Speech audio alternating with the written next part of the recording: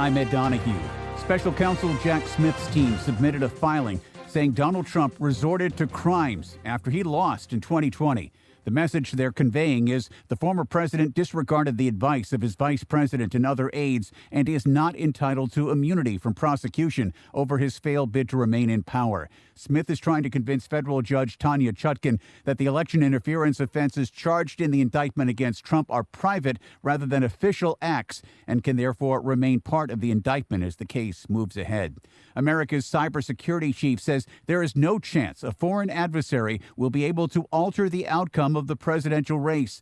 More from the AP's Sagar Magani. Jen Easterly says things will go wrong at polling places on November 5th. You could have somebody unplugging the voting system to plug in the crock pot for lunch. Or someone might forget a key to a polling place and it'll open late. That's all minor, while Easterly says Russia, China, Iran, and other foreign actors are trying to influence voters before the election. Election infrastructure is more secure than it has ever been. Easterly, who heads the Cybersecurity and Infrastructure Security Agency, tells the AP that means malicious actors, even if they tried, could not have an impact at scale such that there would be a material effect on the outcome of elections. Sagar Magani, Washington. U.S. UN Ambassador Linda Thomas-Greenfield says the United Nations Security Council must take action against Iran. If this council sits on its hands, what message will that send? I fear that silence and inaction will only invite the RGC to repeat attacks like what we saw yesterday. Israel is pressing ahead with attacks against Hezbollah. Stocks finished higher, the Dow up 39 points. This is AP News. A San Diego doctor pleaded guilty in Los Angeles in connection with last year's overdose death of Friends star Matthew Perry. The AP's Margie Zaraletta has the story. Dr. Mark Chavez pleaded guilty Wednesday to conspiring to distribute the drug ketamine, which a medical examiner ruled was the primary cause of Matthew Perry's death last October. Chavez is free on bond until his sentencing. He faces up to 10 years in prison. Chavez admitted in a plea agreement he obtained ketamine from his former clinic and from a wholesale distributor, where he submitted a fraudulent prescription.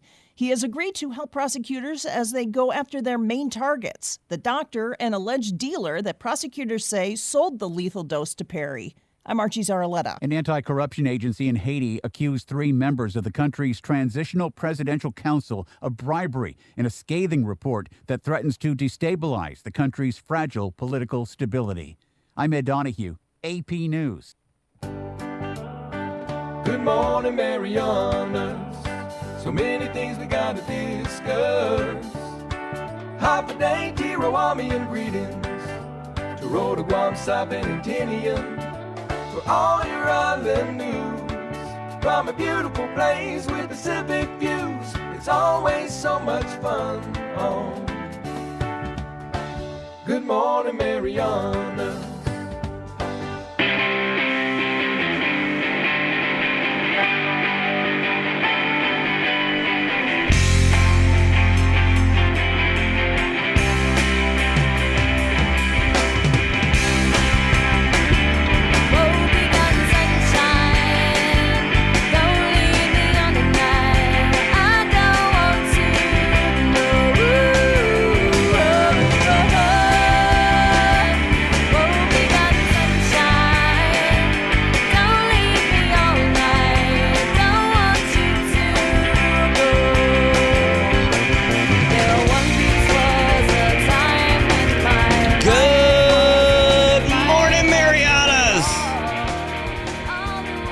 Holidays on zero to the all-digital morning show. It's Good Morning Marianas. It's 7:27 here on Thursday morning here in Saipan.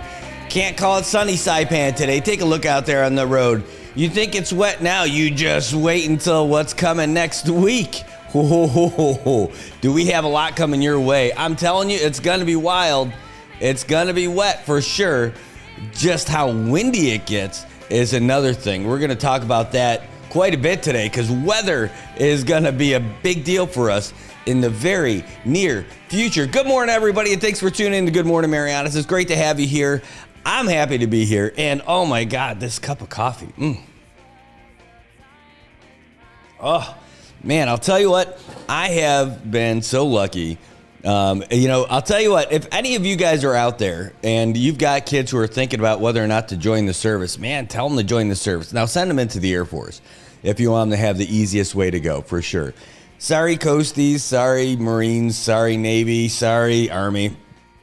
I'm an Army vet, but I'm telling you, send your kids to the Air Force. If they can get in, have them do that for sure, because that's the easiest life. But the reason why I'm saying is I didn't know when I joined the Army a million years ago. I'm literally like 32 years ago, 33 years ago.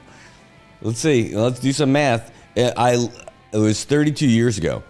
And I still get benefits from it today. Now, I don't have every benefit like a retiree. I only did one enlistment, and I got deployed a couple of times and all that. But because of that and getting a little bit of a service-connected disability, nothing crazy, I'm able to use the troop store here in Saipan. And being out here, it's such a big difference. It's such a big advantage to have the being able to go to the troop store. If we only had the gas station too, ooh, that would be awesome.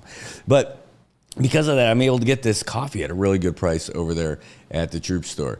And, it's pretty awesome. So I love it, and I'm enjoying this. This is out of the old Keurig that we got. Someone was selling one of our friends was selling their little Keurig coffee maker for like $20. I'm like, deal, we need it for the studio. Life has never been the same since. It's a great idea. I'm really glad that I did, but who knew 32 years down the road I would ever find myself on an island and enjoying the price of a decent priced coffee, beer, and everything else they got in there. Yep, true story. Anyway, let's talk about this weather a little bit. We're not going to get too crazy into it because I got other stuff I want to get to that's not weather related. And we are going to be talking to Brandon Aylett. Landon, sorry, not Brandon. They're both currently building the Tower for Humanity in Guam at the Agana Shopping Center. They're building Taipei 101, and they're pretty heavy into that. But it looks like we've got a pretty heavy weather system that's under development and making its way there. Luisa, that's a deal. I'll just tell me what you guys need. We'll do it. Whatever. I got it. I got to go there today, so let me know. We'll talk. We can talk after the show. 82 degrees right now in Saipan. Humidity's at 82. You can see it was raining out there. It was raining this morning, blowing around a little bit. What we're looking at today has changed a little bit from what it was when we told you about the forecast yesterday. We did say that there was a 40% chance of rain, but the gusts are significantly higher. Today we got shattered showers. Maybe they should be shattered scours. Scattered showers and thunderstorms, mostly cloudy skies with a high near 87. East winds 13 to 16 miles per hour with gusts as high as 22, 40% chance of rain. You can see it's raining. There you go. Then this is happening. Tonight we're looking at more of the same. Again, possibly a thunderstorm or two. We've got some storms could produce heavy rainfall. Cloudy with low around 78. Winds out of the east at 9 to 15 miles per hour. Gusts as high as 20, but a 60% chance of rain. And there's more. Because when you look at the extended forecast in our not as cool as the National Weather Service, you'll see there is something a little bit nastier on tap. This, again, when you're going out more than like a few days, it's not rock solid. But watch what ends up happening around next Wednesday. And maybe I need to adjust the speed on here for sure, because we're just cruising through today. But the message I got from our buddy in Guam, our friend with the National Weather Service, Landon Aylett, he said, "Hey, call me after the show," because they're doing all the building stuff today. He's not in the weather center, but he's saying that we may have an event coming up next week. So somebody sent me a little picture of what the extended forecast is on their version of of the Windy app, right? So I paid for the premium. Ooh. Thank you, Ron Smith, for showing me what it looks like to have the cool premium version. But it looks like, according to this European weather model, the thing that they were talking about. Remember, Landon was saying the European model does things a little bit differently than ours. According to the European model, and you can almost start to see it developing right around here, and we'll zoom in on it a little bit, that something may start off to our southeast. Yikes, right?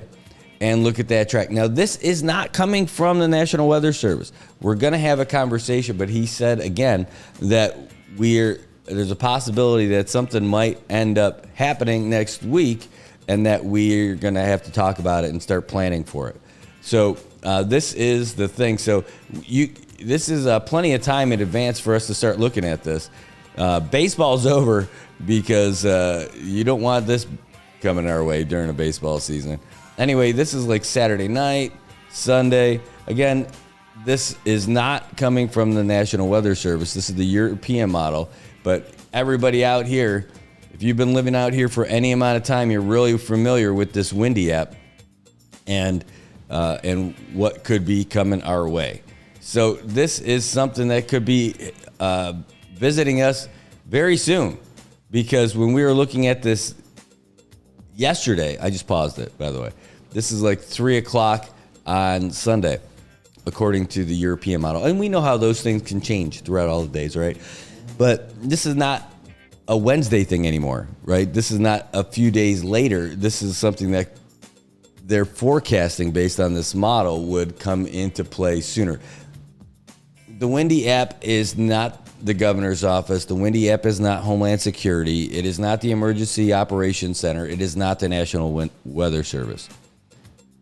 This is not the one you freak out about, right? Or you don't freak out anyway, right? But when you're doing the weather, you're not listening to just some guy who's sitting here with an app, right? You want to hear from the meteorologist. So we're going to weigh in with the real pros about it. But this is what they were telling us that we may have to start preparing for.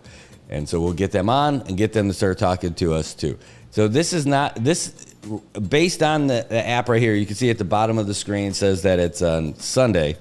Again, it's not the official from anybody. We haven't received any warnings, any watches. We haven't received any notifications from anyone other than the WhatsApp I got this morning from Landon saying, hey, call me after the show because might be doing some stuff. In fact, here, let's see. Need to plot and coordinate some things with you. We may have a regional weather action Sunday, Monday, or Tuesday. And that's what we're looking at to see if that's something that comes to fruition, right? So anyway, that's it. So after hearing that, being sent some messages, pop on and see what it looks like. So that would be like a Sunday afternoon. It looks, and think you've all seen these things. You've all experienced it about how that direction can change. But I don't know, this will be one that we ride out together. We'll see what happens when we get a little bit closer. Look at that.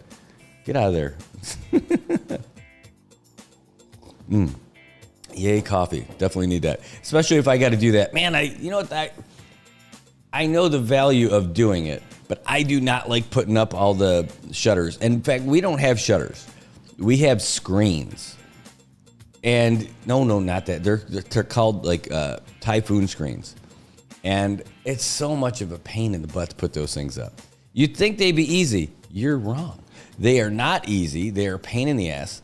And I could tell you that I had a whole lot of not fun putting those up last time. And then the other part is trying to figure out where each one goes. Whoa, I'm not excited about this. But we're going to do what we got to do, right? We want to keep the place safe. We want to keep us broken window free and hassle free, especially if we're going to have to ride out a typhoon. By the way, that also means I got to go take stuff down at the house too.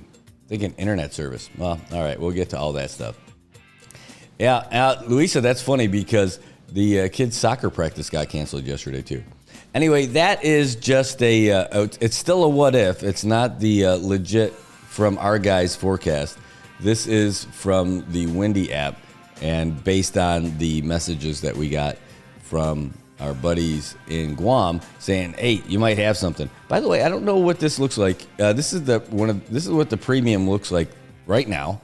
So you can see what they're talking about is this whole area down here, right? And you'll see when we press play. So that's from this morning, and then it dips into the forecast a little bit. I haven't seen what the forecast looks like for us with this version of it. Sure, you can access my location, Wendy. There you go. And this is it. So it's not a very extended forecast. In fact, it doesn't even look like it's showing the forecast, but it's showing what happened. This is the fancy view that you get with the premium. So don't worry, you don't have to get the premium. I got it, and I'll let you guys check it out whenever we do this stuff. All right, so that's what's going on. It looks like we might have some pretty nasty stuff over the weekend. And if that's the case, well, we'll be here with you. We'll talk you through it. We'll get through it together, and it'll be a lot of fun, right? Oh, storms are so much fun. Oh, come on. Let's go, mouse. My mouse was doing a little delay. My mouse is afraid of the storm. All right.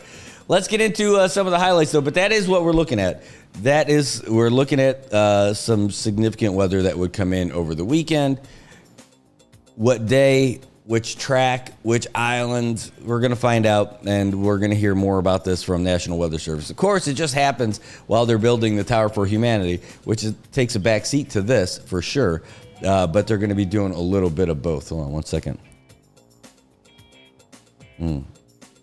Okay, that's not the weather one, but we may be getting in, and we'll make sure that we keep you guys up to date, because that's what we do. I'll tell you, no lie, this is one of the reasons why I'm doing this, because I really enjoy doing this stuff. You know, I just enjoy not just the weather, but I mean, like all this stuff. When there's something that's newsworthy, whether there's something that's weather-worthy, this is it. All right, so just something to keep in mind, and that's it. Well, hey, Tobot, that's not bad, because if you've got the funeral tomorrow, that's still Friday and not Sunday. So, man, I'll tell you what, though. I do want to say something else, too. Hold on, because I've got this announcement. You know, if you know us, an NMI News Service, and you know that we do everything with the Island Image and Motion team and Marianas Productions, and we, in fact, JoJo's one of the guys. He was like the mama bird pushing me out of the nest, saying, "Come on, you can do this. You can do this." When I was doing this out of my house a couple of years ago, right before I got offered that job with that great company that did great stuff for me, and then I'm like, "Nope, I'm good. I'm going to do this full time." So he's the one who really gave me that inspiration, and I don't know, just I hadn't thought about that. It's really good to have friends with some vision and support you and all that stuff. Anyway, Jojo Alapuzzo, great guy. His students know him as Mr. A. Oh, hold on. Hey, good morning, Dune. Pedro, how's it going? I'm doing good, and you? All right. So let's talk about it. Which one? About Arbor. Okay. Yeah, we'll talk about Arbor Day for sure. Hey, I'm glad you called, though. Yes, sir. Hey, man. So, Pedro, you got to remind me of your title over there with forestry. I'm a Forestry Tech 3. Forestry Tech 3. And so I know you're a big sports guy. I know you're a big community guy, but you are a big forestry guy. And we just met the other day at the governor's office for Arbor Month and Arbor Day. Yes, sir. Yep. So you've got a bunch of things going on for it. Can you tell us a little bit about it? So I have the calendar of what we have. We say that again? Okay, I'm getting it right now. Sorry. Okay, so this is what we planned for our Arbor Day month. Are you ready? All right. Okay, Yeah. So we have a October 2nd to October 1st. It was open nursery where the communities could come in and engage with our forestry smart tree days on how to plant and propagate, or how to take care of a tree or a flower. That's from October 2nd to the 4th. Right? Okay. Then October 5th at 10:30 to 12, we have a read aloud at the library, Joe Library. We did this because not only that we know how to plant a tree or propagate a tree, we can even read a book, Mm-hmm. So we want to give it back to our community. And then from October 7th to the 9th, you can catch us at Hagman High School. We're going to do a school presentation about forestry. What is forestry? And then October 8th, we're going to be at Amy Pierce High School. Again, we're going to teach about what is forestry, what we do.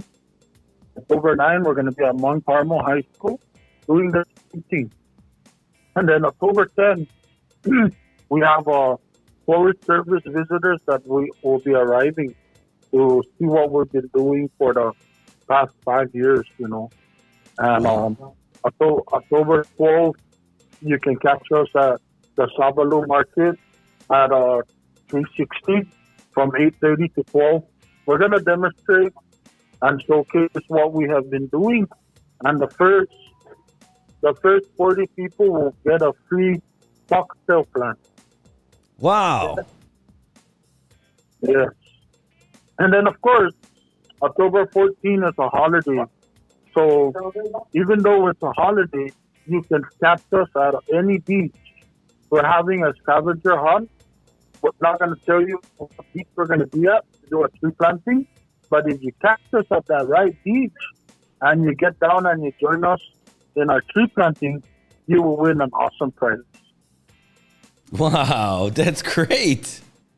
And then October 15 to the 16th, we have another high school presentation to the classes. And October 17th, we scheduled to come into your news talk and talk about what we love about our job, what are our biggest challenges in our job. That's scheduled at 8 a.m. at NMI News. Yeah. We're going to go live with you. That's on the 17th. Love it. And then on October 18th, you can catch us on air at Power 99 from 1 p.m. to 6. Just doing the same thing. And then October 19th, we have another read aloud at the library at 10:30 in the morning, followed by a golden tree planting. Well, that's great. October 21 all the way up to the 24th, we're doing another scavenger tree planting. We're not going to mention where we're going to be at. If the community sees our 4-door wide Nissan Frontier with those yellow lights blinking, and you get down and you join our tree planting, you will win an awesome prize courtesy of forestry. Remember, that's from October 21st to the 24th. Wow, And then that's on great. On the 26th of on October 26th, you can catch us at 8:30 at Sabalu Market. Again, you're the first 40 people with cocktail tree. And October 28th to the 31st, we dedicated this 1 week to our return in uniform, in blue, to passenger station. The 28th, we're going to be at Homeland Security. On the 29th, we're going to be at Department of Corrections. On the 30th, we will be at Public Safety. And on the 31st, we will be at Tagman Fire Station. And that's what we have for the month of October. Man, you have about the busiest month. Yes. I'll tell you, man, with the awesome team behind me, the Smart Tree guys, and Urban and Community Coordinator, Mr. Dave Combs. So the Smart Tree guys, we have Brian Somo. He's our all planting lead. We have Mai Fred. He's our tech. We have James Santos, our nursery lead. Anson Olabo, who is our assistant nursery lead. And Noah Regis is our tech. So with these 5 guys, bro, I'll tell you, man, hardworking people. Hardworking. I don't even know how to demonstrate what they've been doing, man. We've been with forestry for over a year and 2 months, and I'll tell you, man, I can't believe the job they've been doing in the nursery. So that's the reason why we have this month long, so we can show the community, hey, what is forestry? Those are just laid back people. No, man, we're not laid back people. We care for the environment.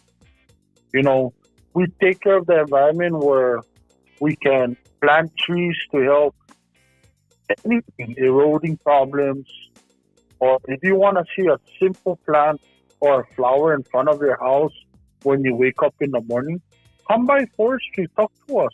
We're not strangers, A lot of people don't know what we do until they see us out there. But our biggest challenge, Brad, and I'll tell you, it kills me as a lead person for the 5 guys.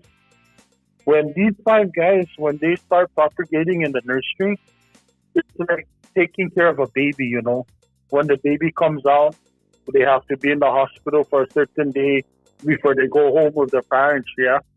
So the plants are the same. When we collect the seeds, these guys have to monitor to make sure there's no invasive species or unwanted vines to stop them from growing. And when they're already good for outplanting, we bring them out to the community. And when we plant them, what happens, Brett? You know what happens to our plant that we worked on very hard in our nursery? It's a lot of people who see plants out in the community, they run them over. They uproot them. They burn them. So my message to the community, if you see a newly planted tree in the community, please don't disturb them. Let them do their job.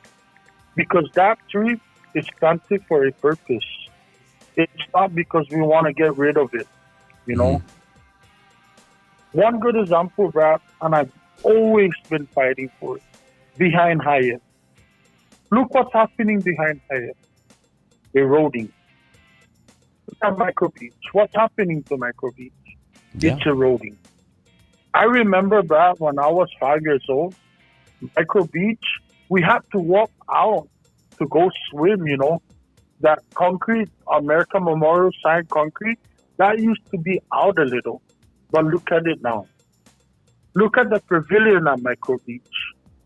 What's happening in the bottom of that pavilion?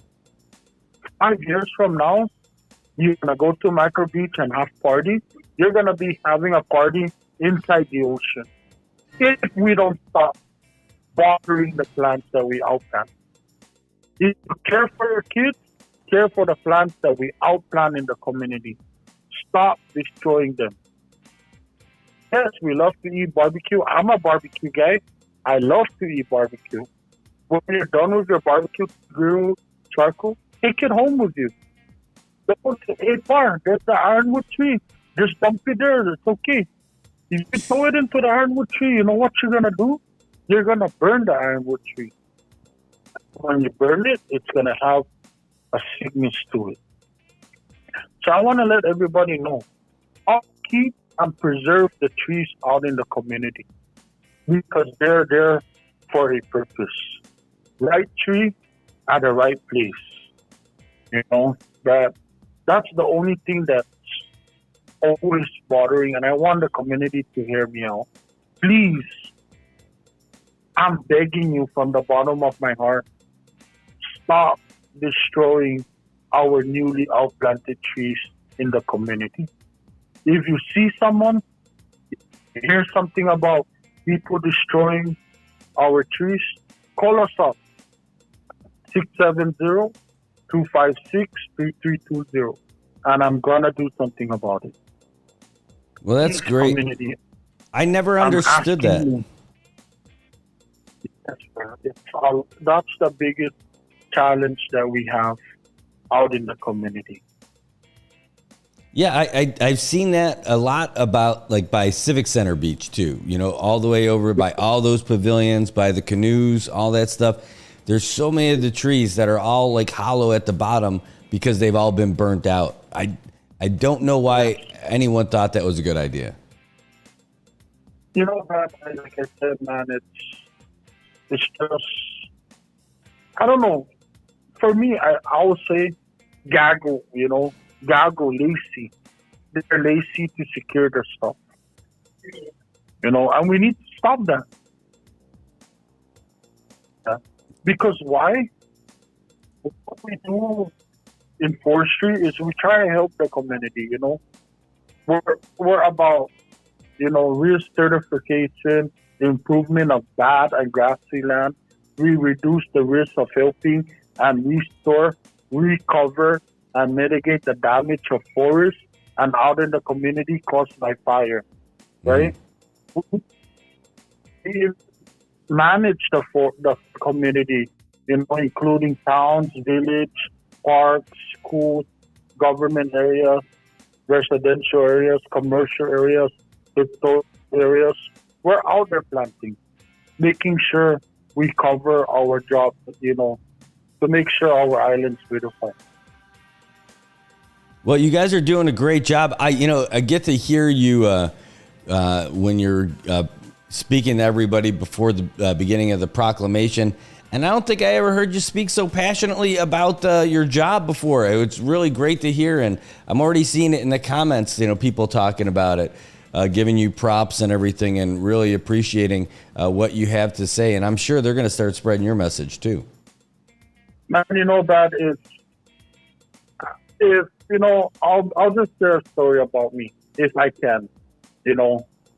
Out of high school, when I was in high school, I was working at forestry during co-op time, Every third period, I'll get out of high school, come to forestry, and I'll do work with them. That's with the job, right? High school, after I graduated in 2012, I wanted to become a police officer,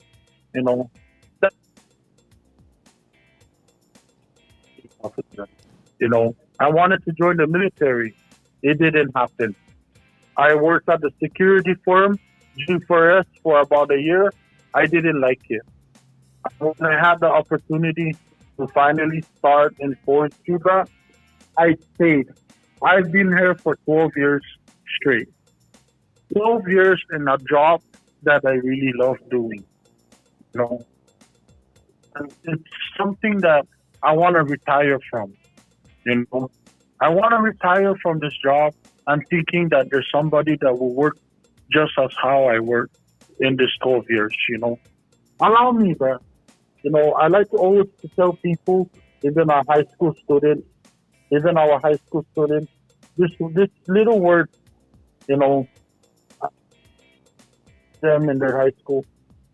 Planting is the work of a lifetime. You never finish. I hope that while so many people are out there smelling the flowers, someone is taking the time to plant some. I would like to leave a message out again to the community. Once again, planting is the work of a lifetime. You never finish. I hope that while so many people are out smelling the flowers, someone is taking the time to plant some.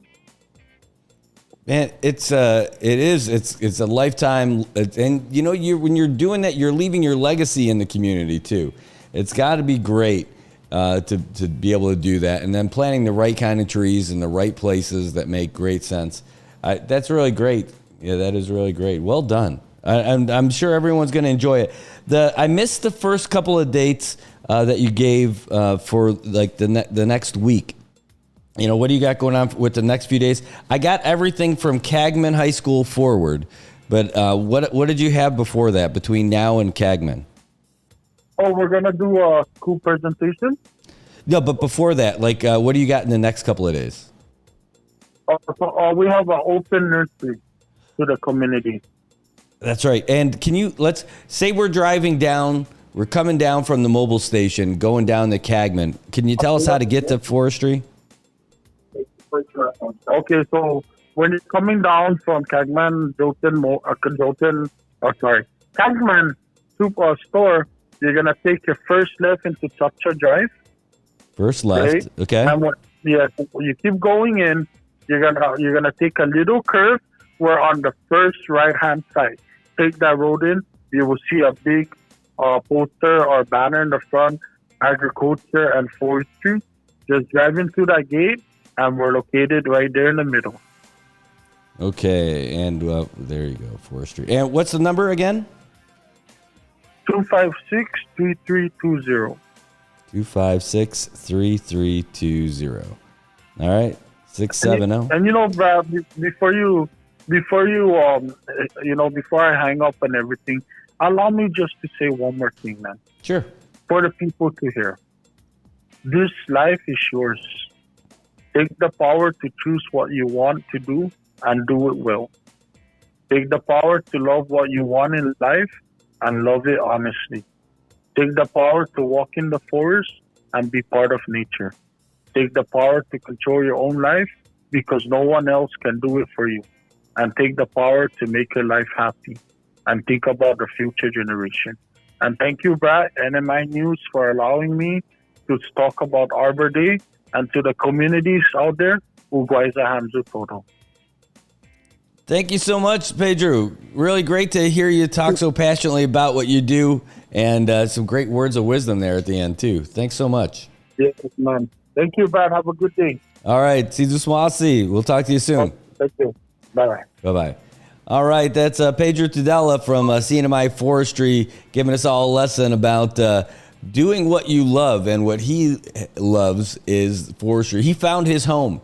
He talked about trying to find different things out of high school, what he wanted to do. Things did not go the way he ultimately was hoping for each little step of the way. And it's funny how you find that kind of stuff. And he found what he loves to do, and it's forestry and planting. So they've got a whole lot of stuff. This is the CNMI's Arbor Month as well. You can give them a call over at Agricultural and Forestry, 256-3320, to get more of the info about what they have going on. But right now they've got an open nursery. You're able to get some stuff from them too, and they're down in Cagman. You go down the hill. After you get down by the church, you take a left on the Cha-Cha Drive, and you're going to be on the first right on the right-hand side. There's a big banner. Talks about agriculture and forestry, and you can go in there. They've got a full list of things going on this month. They're going to be at the schools. They've got people coming in from off island. They're going to be at Sabaloo Market. There's going to be a scavenger hunt for them at the beaches, where if you find them at one of the beaches doing their planning and you go in to join them, they're going to give you can win a prize from them. They said it's a really cool prize from forestry, so be on the lookout for them. Next weekend. Also, they've got presentations next week. They're going to come in studio here on the 17th, which is great news. They'll be here at 8 o'clock. And then they've got another tree planting scavenger hunt between the 21st and 24th. And if you find them, you get down and you help them do a planting, you can win a great prize from them also. And that is pretty cool. Also, they've got stuff. They're going to be going to Homeland Security on the 28th. They're going to be going to Corrections on the 29th, DPS on the 30th, Cagman Fire on the 31st. So the guys at Forestry have a lot going on, for sure. Man, I got all kinds of calls and messages during that call, too. So we are just crushing this morning. So thanks, Pedro, so much for calling. I really appreciate that. All right, so we've got a lot to get to. Today. We're going to talk about all kinds of stuff, and I know it. It's going to be an interesting topic. People are going to definitely not have the same opinion as me at some things. But you got to hear me out. Why I went for it. You got to hear me out with the changes that I used, or the terms I used for some of that stuff. It's okay. We don't have to agree on it. It's all right. But hear me out. I know it. Trust me. I wrote that about 5 different ways. And I'm like, I still want to have a little sting, but I kind of just watered it down a lot to get to that point. And I'm like, dude, don't be that guy. I'm like, well, I got to be some guy. I'm like, well, you're trying to, like, just so everyone appreciate. Nope, I can't. I got to say something. Oh, what do you think? All right, we're going to talk about that. So we'll get to that. It is good stuff. But that was a great call from Doom. One of the things I want to get to, though, before we get too far down into all the weeds about the stuff that I really want to talk about, and there was no pun on that one. But this one, I right before Dune called, I started telling you about Jojo Alapuzzo and what a great friend and mentor and source of encouragement for me in this journey of being in this business and all that stuff. And he's been there literally every step of the way. Out of the blue, started completely I knew him and everything, and he was my first choice when I got thought of for the, I was helping out with the inauguration, I was helping out with the transition after the election and everything.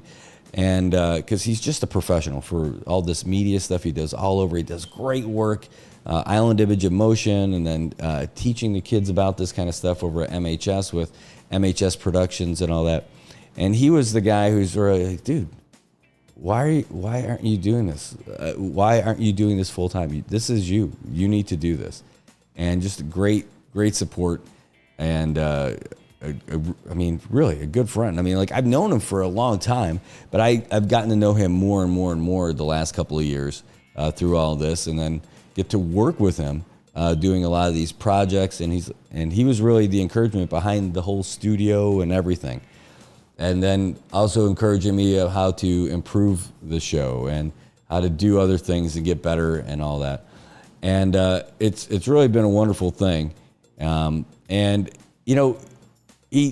didn't know everything that was going on with his dad, but his dad was going through some significant health issues, and went to see him, visit him in the Philippines, to take him there for some health, for a surgery. And he popped in there early. Oh, man. And his dad passed away. And I wish I could be there for him. Just here. And I know he's all cried out and everything by now. And this just happened the other day. And so he's there with him, trying to work out all the arrangements to bring his father's remains back and everything. I'll tell you, your dad, at least I think one of the things that, as a father now, I know that I'll be able to go pretty peaceful knowing that my kids grew up to be real good adults and good members of the community. And your dad's proud of the guy you became, dude. And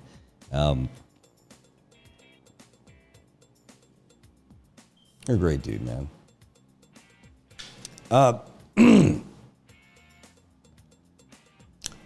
If you would like to help celebrate the life of JoJo's dad, you can go there and you can go. His name is Cristito Camacho Alapuzzo, and you can help celebrate his life at Cristo Rye Church.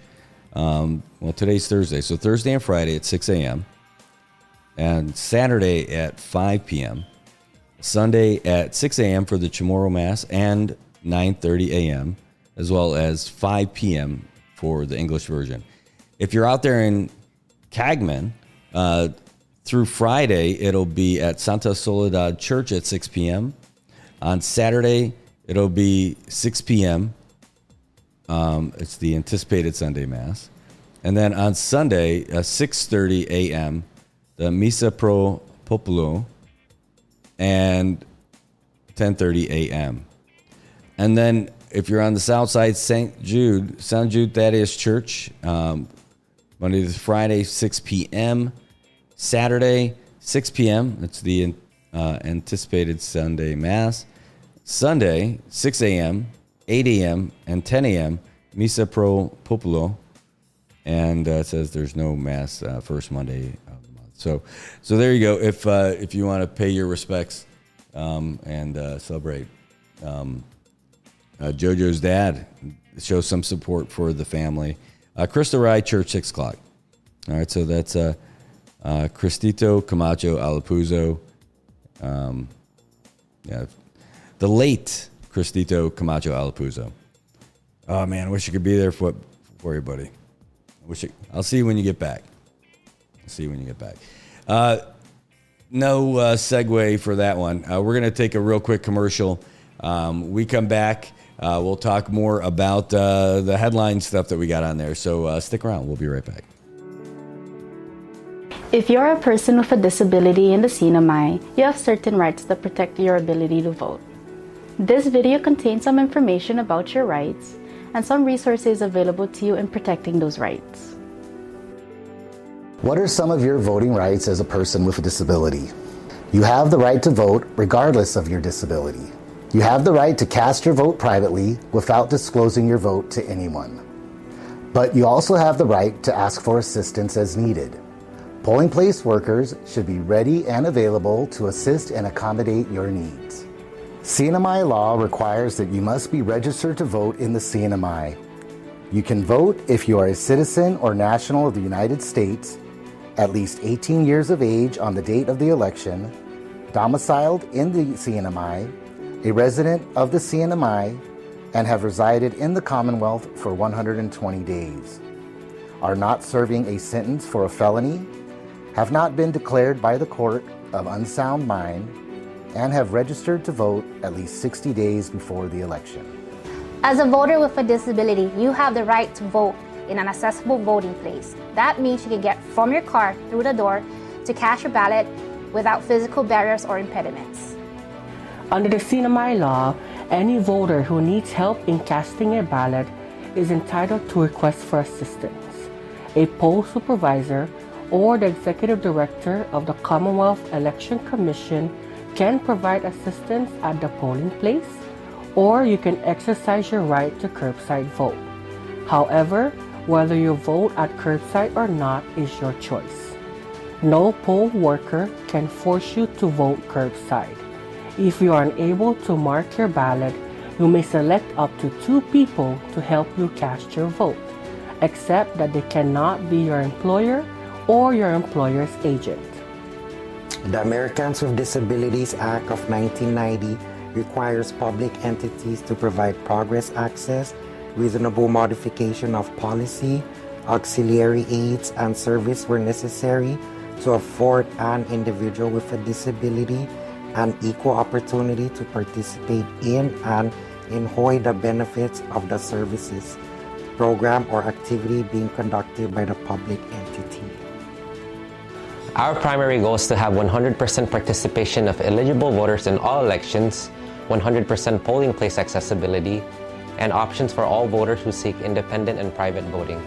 If you want to know more about your voting rights, please contact the Northern Marianas Protection and Advocacy Systems Incorporated at 670-235-7273 or 74, or you can simply visit our website at www.nmpasi.org. This video was brought to you by the Administration for Community Living and does not necessarily reflect their official views.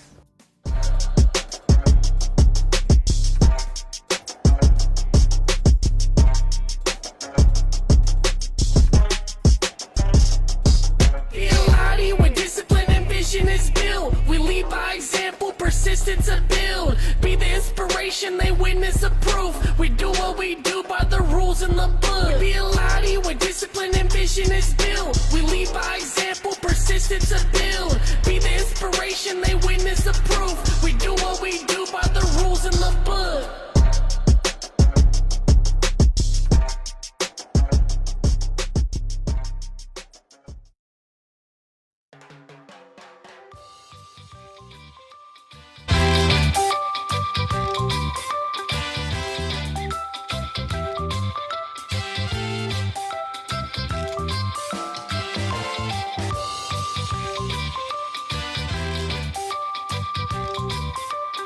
All right, welcome back, Marianas. It is 8:11 in the morning, and we are having a great day. All of a sudden, it went from being pretty rainy to look. It looks super bright outside, kind of like crazy bright. Oh, look, I can darken it that way. Oh, it's nighttime. What happened? No, it's just really bright outside.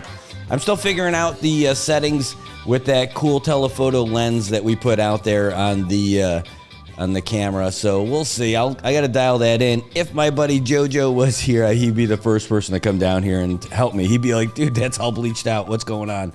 And I'll tell him, I'm not as pro as you. and he helped me out pretty quick. All right, well, that's it.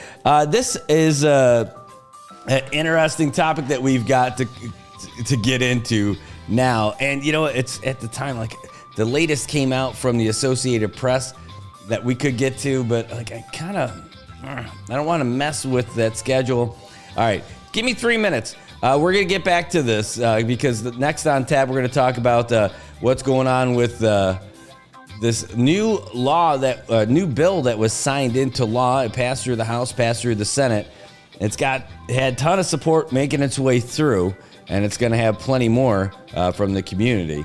But we'll get to that in just a little bit. The first thing is we're going to get to this from the Associated Press. It is the latest from the United States and around the world. As things get crazy, we'll get all the updates. Federal prosecutors are again trying to convince a federal judge Donald Trump is not entitled to immunity from prosecution over his failed bid to stay in power after the 2020 election. Sagar Magani has details. In a court filing, they say Trump resorted to crimes after losing the race to Joe Biden. The filing by special counsel Jack Smith's team comes after a Supreme Court opinion that gave broad immunity to former presidents for official acts taken while in office.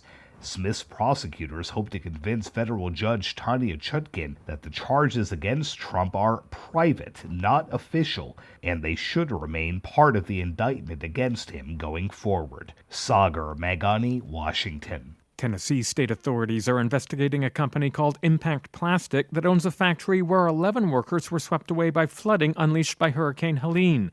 Employees say they weren't allowed to leave until water had flooded the parking lot and the power went out.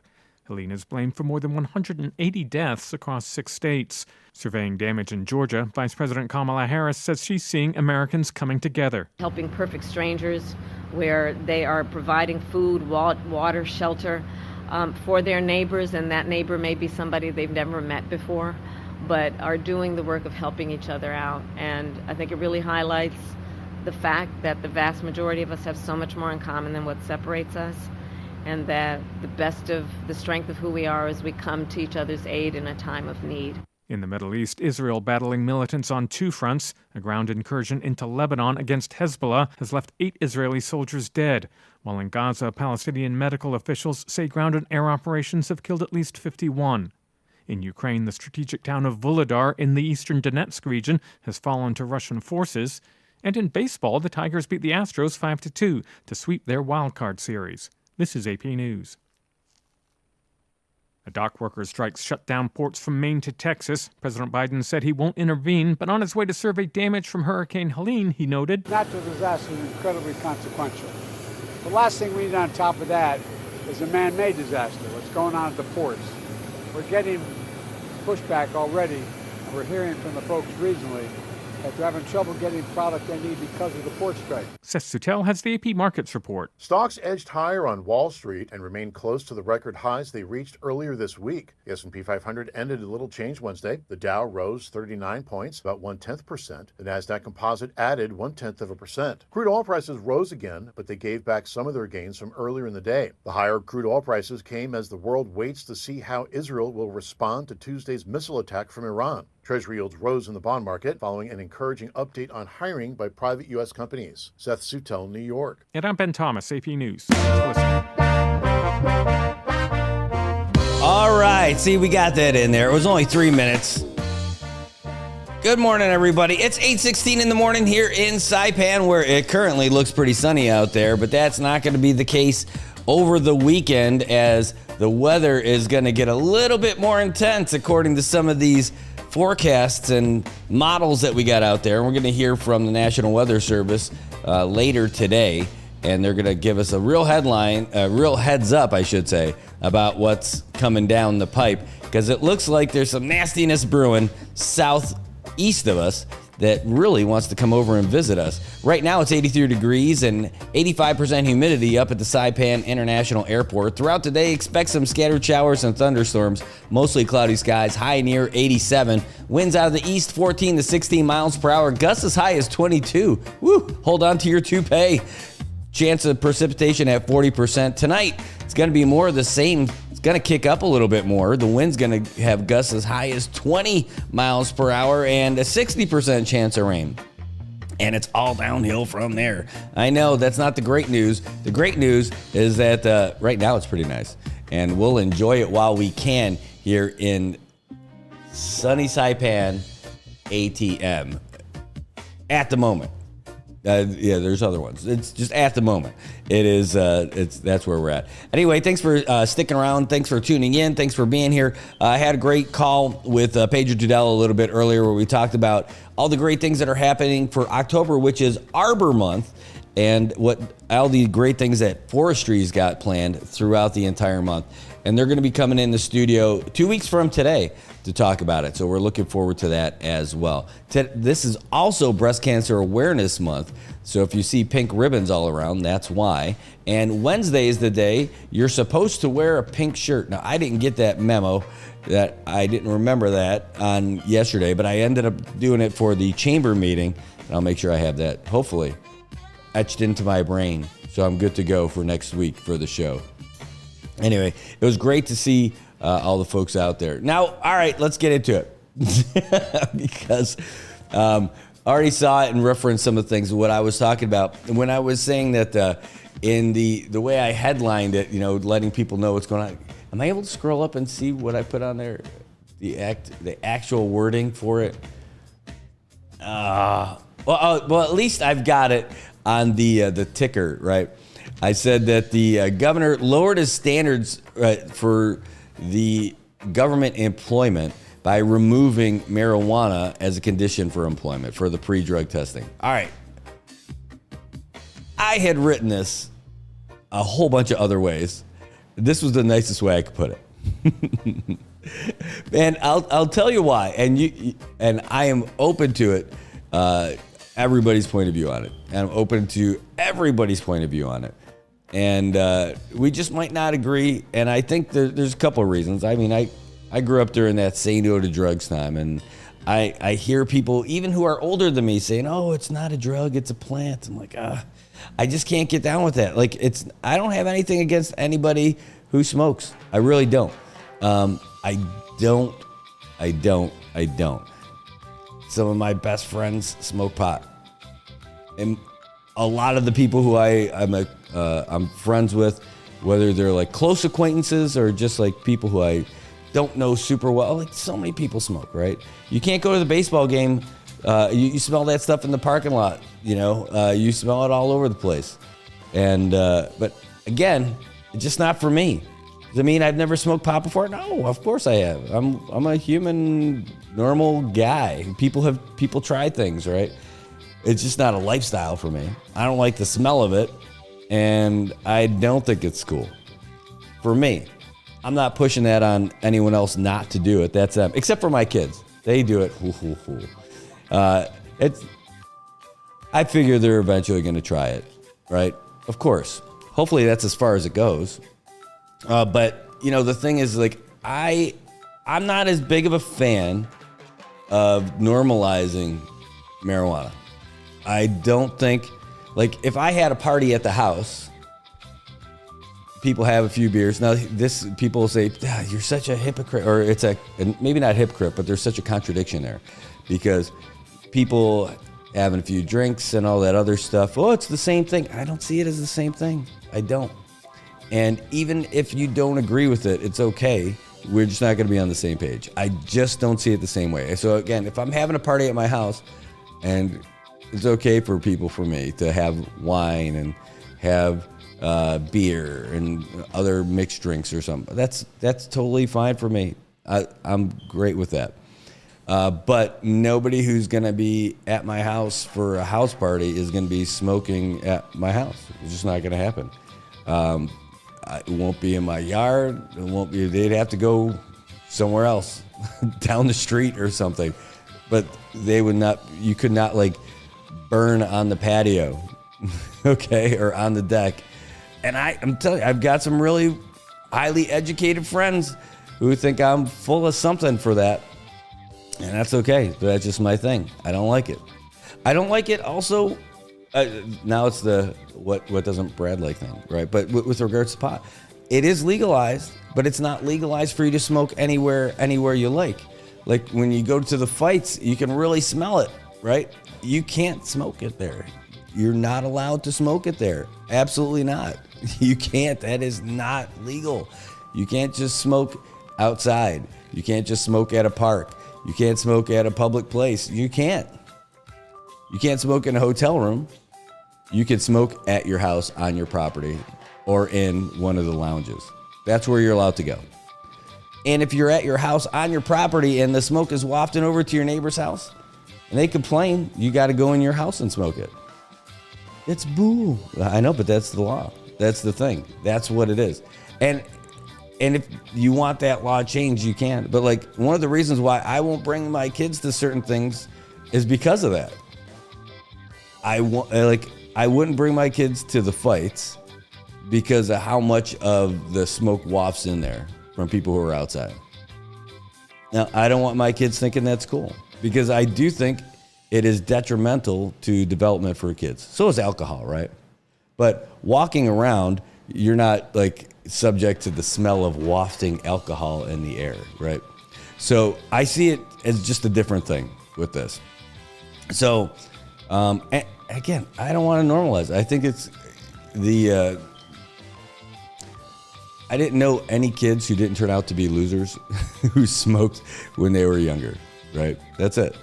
At least that was my perception of them. If they kicked it, if they got better later and all that other stuff, fine. But like for the early development and all that stuff, it definitely, I don't think people got as far as they could go.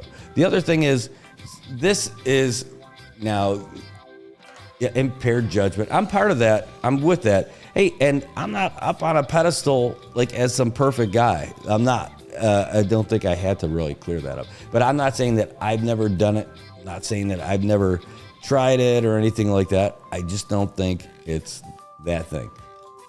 You know, I think it's people smoke for different reasons. I've heard people who are cancer patients, they smoke it because it gives them their appetite back. Great. I mean, I get it. Like, I totally understand it. Like, there are reasons for it. Oh, there's so many medicinal properties in it. All right. Well, I think a lot of that is, BS. I don't go for any of that. People who say it actually is a healing, I don't go for any of that. I think all those people are, they operate on a different wavelength than me. I'm not I think that's one step away from like, hey, moonbeam, hey, sunshine. No, it's terrible. But that's where I take it, right? The people who say that it's like got medicinal stuff. Oh, it's the cure for this. It actually helps this. And I'm like, okay, great. Great. So that means I lean more toward modern medicine as opposed to all that traditional stuff. I don't think someone's got to come over and heal me with crystals either. Unless she's hot and I'm single, I wouldn't think I would be cool with that at all, right? I mean, that's the only way how my mind gets opened up to that idea. Ooh, well, I'm like, well, we're both in shape and single. That's different. Different kind of stuff. I mean, that's like those single days. I'll try everything. Go for it. Let's go. But no, that's it. So I would like for my kids to grow up in an environment where it's not cool. And so, yes, I will, if I know that there's going to be a lot of people lighting up, we're not going to go to that event. If it's going to be a bunch of people hanging at the beach and a lot of people are going to be smoking around, no, I'm just not going to, we're not going to go. Like, or if we're there, I'm not going to, I'm not going to Karen out about it. Like, you shouldn't do that. It's no. I'm just going to leave. It's not making a scene. I'm not going to ruin anybody else's good time. They're having a good time. They're doing their thing. That's it. I'm not the pot police, but I'm not cool with it, so I'm not going to do it, right? And again, because growing up in an environment where it was not cool, and there was, like, literally, my folks, like, hey, you smoke pot, you're a loser. That's it. And that stuff, that really stuck with me. Can't smoke when you're in the service, although the first time I smoked was with guys in the barracks after I got out of the service, because I wasn't in the service anymore. And and I couldn't believe that they would do that. I'm like, you're risking so much. If you're going to piss hot, what are you doing? Oh, just the golden seal is the tea, right? Another one of the reasons why I never smoked like as a regular thing and got into it, because it does stay in your system for so long, and I never wanted to miss out on a great job opportunity because I couldn't pass a drug test, right? So now let me get into this, right? So when I say lower the standards for pre-employment testing, and it's weird when you read this, because if you're saying that smoking pot doesn't impair anything, and that if you're saying it's just like alcohol, that it doesn't, you're going to take that off of the list for pre-employment testing. Okay. This is the nuance that I just can't appreciate yet, or I can't reconcile. So if you're removing it from the testing, from the pre-employment drug testing, right? But they're only doing it for certain jobs, and here's why. So, and we'll use their wording. So let's go over to the share thing. All right, so let's go. So this is it. This is the bill that got signed into law, 23-50. They're calling it the Sensible CNMI Cannabis Act of 2018, and it authorizes personal, medicinal, and commercial use of cannabis or marijuana in the CNMI, provided such activity occurs pursuant to the provisions set forth in the act. So basically, you can't. Hold on, where is it?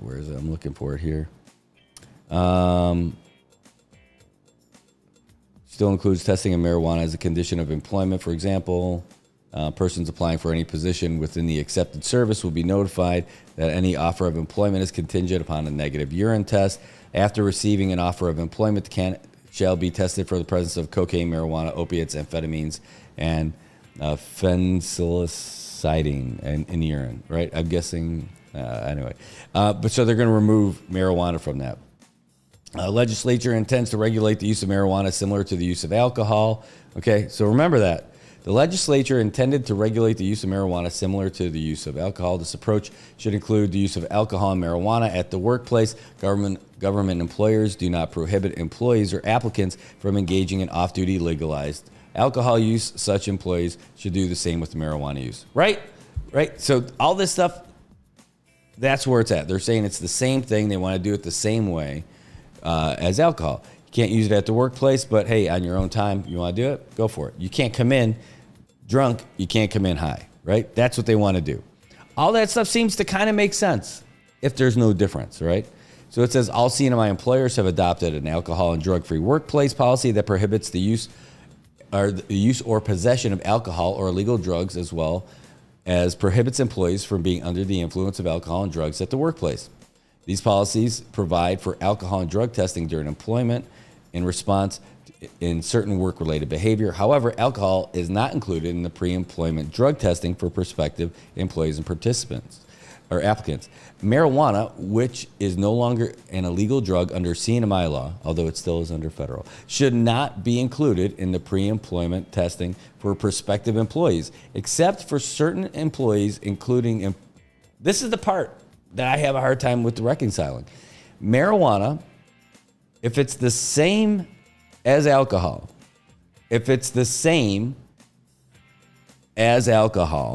why is this part in here?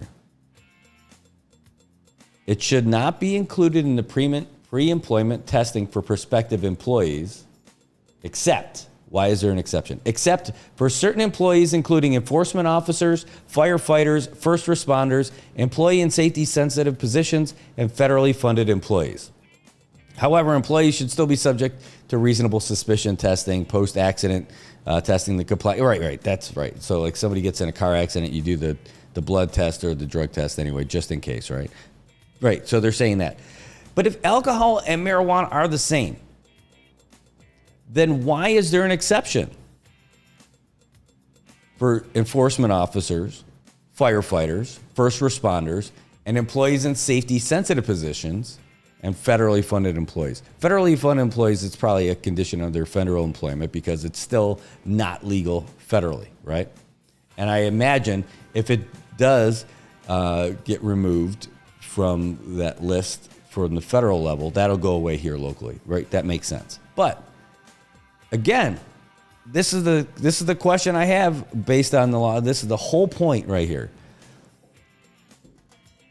And then it gets on later. We'll get to it where they talk about like each division is, they have to say which position isn't safety sensitive, right? So they have to say which positions that they hire for in local government won't get tested. All right. So marijuana, which is no longer a legal drug under CNMI law, should not be included in pre-employment testing for prospective employees, except for certain employees, including enforcement officers, firefighters, first responders, employees in safety sensitive positions. Why? If there's no difference between how people operate with alcohol and marijuana with regards to their personal lives, why would they put that in there?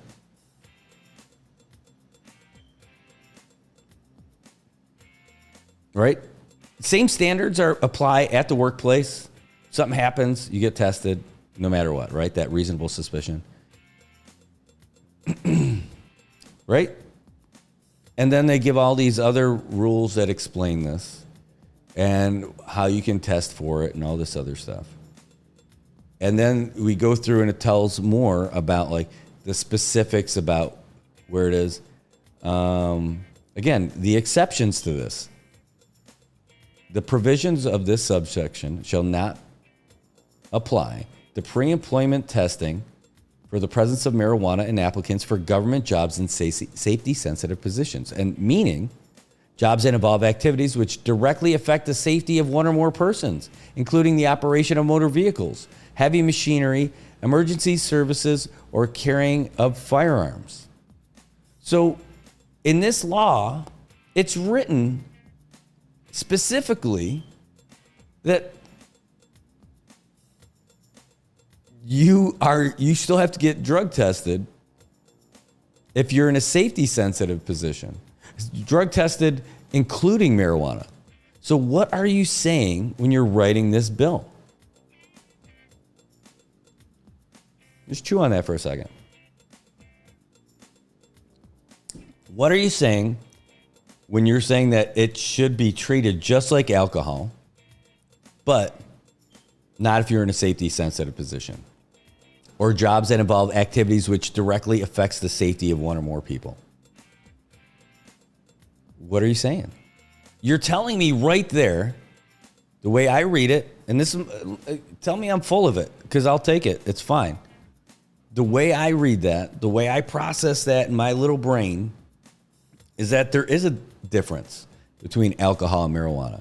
Even the author of this bill, which is now signed into law, recognized the same thing, that it's not the same.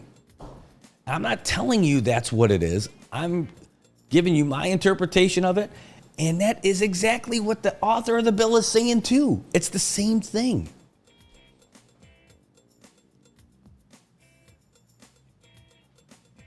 This shall not apply to pre-employment testing for the presence of marijuana in applicants of government jobs in safety-sensitive position, meaning jobs that involve activities which directly affect the safety of one or more persons, including the operation of motor vehicles, heavy machinery, emergency services, or the carrying of firearms. So that means, it should mean, that anybody who's going to be authorized to drive a government vehicle has to have marijuana included in the list of things they're testing for your pre-employment.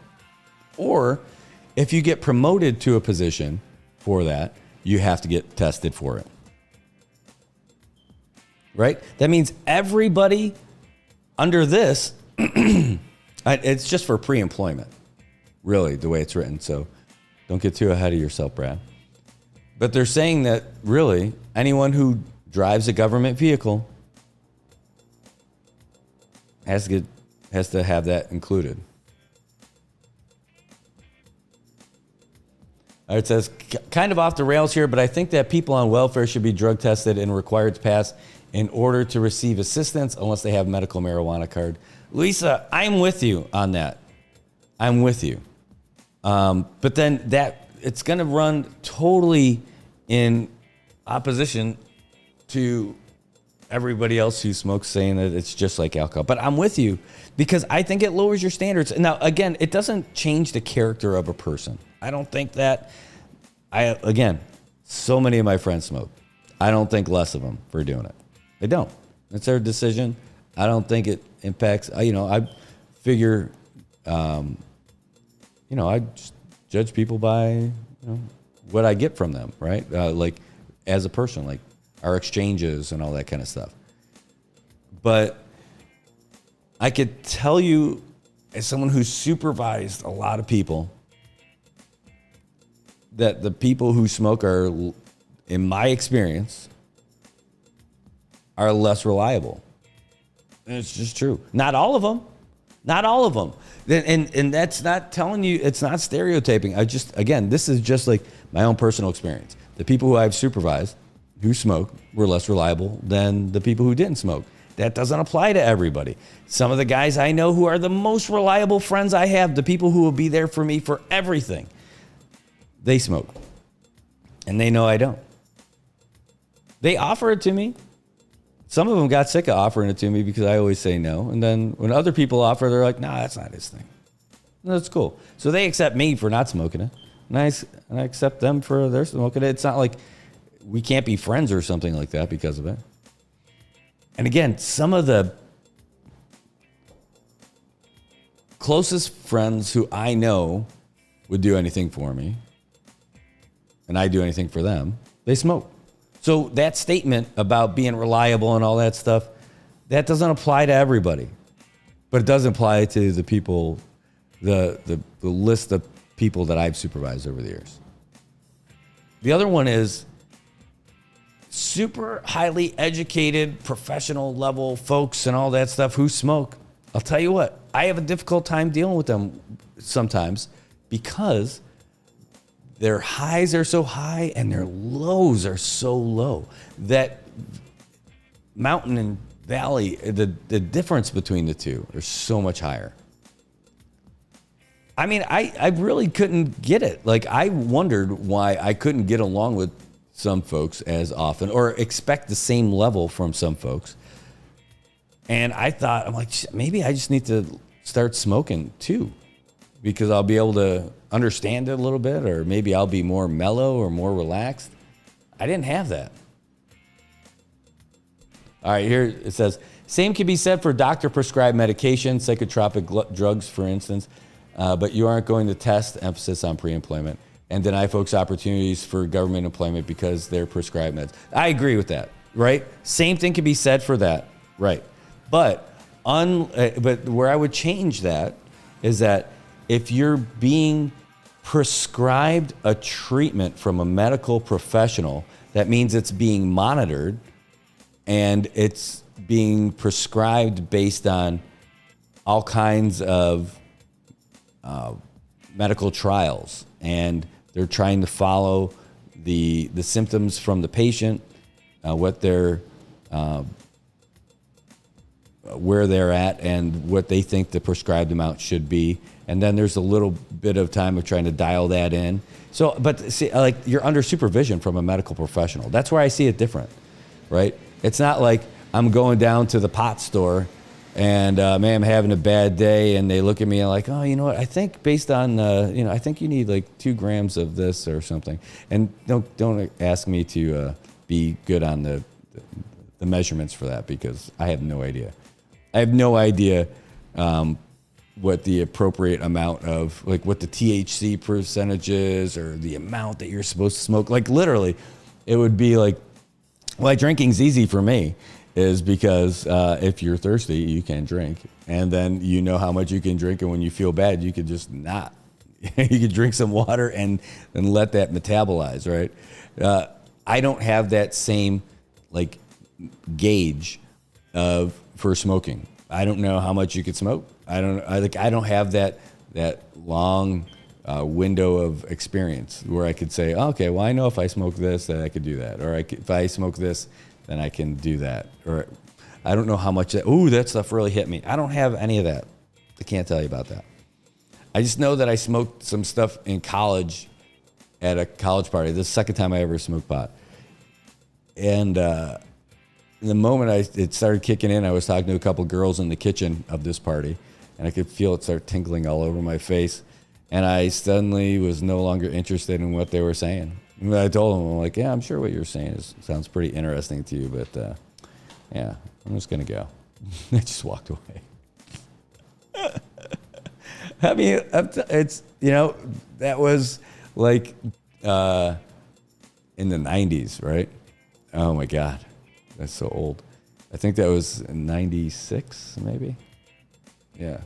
Anyhow, but it's just not my thing. Again, it's just not for me. I don't have that gauge. I don't have that, like, driving down the street. I don't have a speedometer for it. Like, I know what that gauge is while drinking, unless it's champagne on Mother's Day during the pandemic. I have a pretty good gauge for it. So that's another story that maybe we'll talk about one day. Oh, the infamous Mother's Day. But you're right. But that's the difference. Jim, that's a great point. It's a really great point. And just to reread it. Same can be said for doctor-prescribed medication, like psychotropic drugs, for instance, but you aren't going to test on pre-employment and deny folks opportunities for government because they use prescribed meds. No, because they're under the care of a medical professional. Same thing, though. I mean, like, if that's a medical marijuana that's prescribed by a medical professional who's actively monitoring the situation, I think that's different than somebody who's just growing a little plant on their windowsill, right? So the other part of that, the part of that provision in this for this exclusion under subsection 8603 is under the exceptions. If you're saying you want to do this and treat it like alcohol, then why do you have this exception in there, right? I can't reconcile that. I can't figure that out because the author of the bill put that in there, and it's the same thing. This exception to not having marijuana in pre-employment drug testing does not apply for folks in safety-sensitive positions. What are you saying? What are you saying in that? If you're not testing for alcohol as a pre-employment thing, but you're going to keep testing for marijuana, it's different then, right? Isn't that what the author is saying in there? Because the safety might be compromised. Safety-sensitive position, meaning jobs that involve activities which directly affect the safety of one or more persons, including the operation of motor vehicles, heavy machinery, emergency services, or carrying of firearms. So what is it saying? How is it different? Or how is it the same? So now it does go on to say, each department entity or organization head, in conjunction with the director of personnel management, shall identify in writing all positions that shall be considered safety-sensitive position. All right. So that means each job that's put out under each government agency has to list what's a safety-sensitive position, right? So, when are they supposed to do that? I know a lot of my friends would not necessarily appreciate this kind of point of view on it. And I've had that conversation with them. Dude, what about drinking? I'm like, yeah, I know. I just don't think it's the same. But it's not, according to this either. Let's see if there's anything else in here. No, the savings clause and all that stuff. So here's the people who signed off on it, the co-authors. So it's Diego Camacho, Precinct 1. I know Ed Probst. I know his signature. The other ones, I just can't make out their signatures in there. That looks like... No, like I thought I might know who that is, but then the last name doesn't look right. I have no idea who those guys are. I can't tell by their signatures. And I know when I saw this last year come up, I'm like, ugh. I don't hate on my friends who smoke. I don't. We just got a different take on it. I'd love to not have that be a thing. I don't know. Maybe you guys change my mind on it. I'm not going to be that guy sitting at the folding table with the sign. Here's my opinion, change my mind. So that is why I thought it was objectively fair to say lower standards. Because it seems like it does. For that, when you're leaving in an exception, saying that people who aren't in safety sensitive positions, like everybody else, like how many jobs are there? Okay, it says you're giving too much credence to how psychiatrists prescribe dosages of psychotropic drugs. Still highly experimental, and marijuana does not rise to or even come close to the altering effects of psychiatric drugs. Both have altering effects, but not the same levels, my opinion. And that's a fair opinion, but it's not your medical opinion. Just like this is not my medical opinion, right? So, no, I'm with you on that. I do get that for sure. But you're not dealing with some dude on a corner. You're not dealing with some guy who opens up a store. Again, not a medical professional, right? They're going to give you, they're not, like none of the guys, I don't believe that anybody who's opened up any of the pot shops, I'll just call it, around Island, are in it for any bad reason. No, they like it. Think it's fair. They think it's, they don't share the same opinion with about like whether you should use it or not. And they want to do it in a safe and a safer way to make sure that, hey, this is good stuff. They're giving people like a good quality stuff. There's not bad things being added to it or anything like that. You know, they're like, hey, this is the good stuff.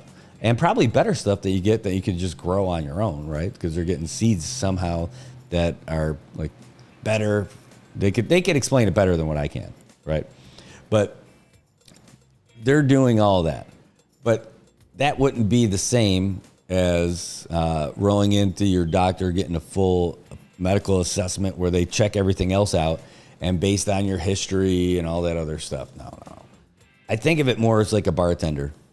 Had a rough day. I'll try some of this. Man, I'm having trouble sleeping. Oh, I got just the thing. Something like that. Like a bartender kind of thing. Not so much as like a medical professional, right? So, but I'll tell you, you're giving too much credence to how psychiatrists prescribe dosages. I'll tell you what. People who go to medical school get way more credence from me than people who don't when it comes to like that. When it comes to drugs, when it comes to any of that, like when it comes to, I don't know if drugs is the word because I'm trying to not say drugs for marijuana because I'm trying to make that a little bit of my compromise for people who are otherwise, they're like, it's not a drug. I'm like, all right, that's fine. It's not a drug. But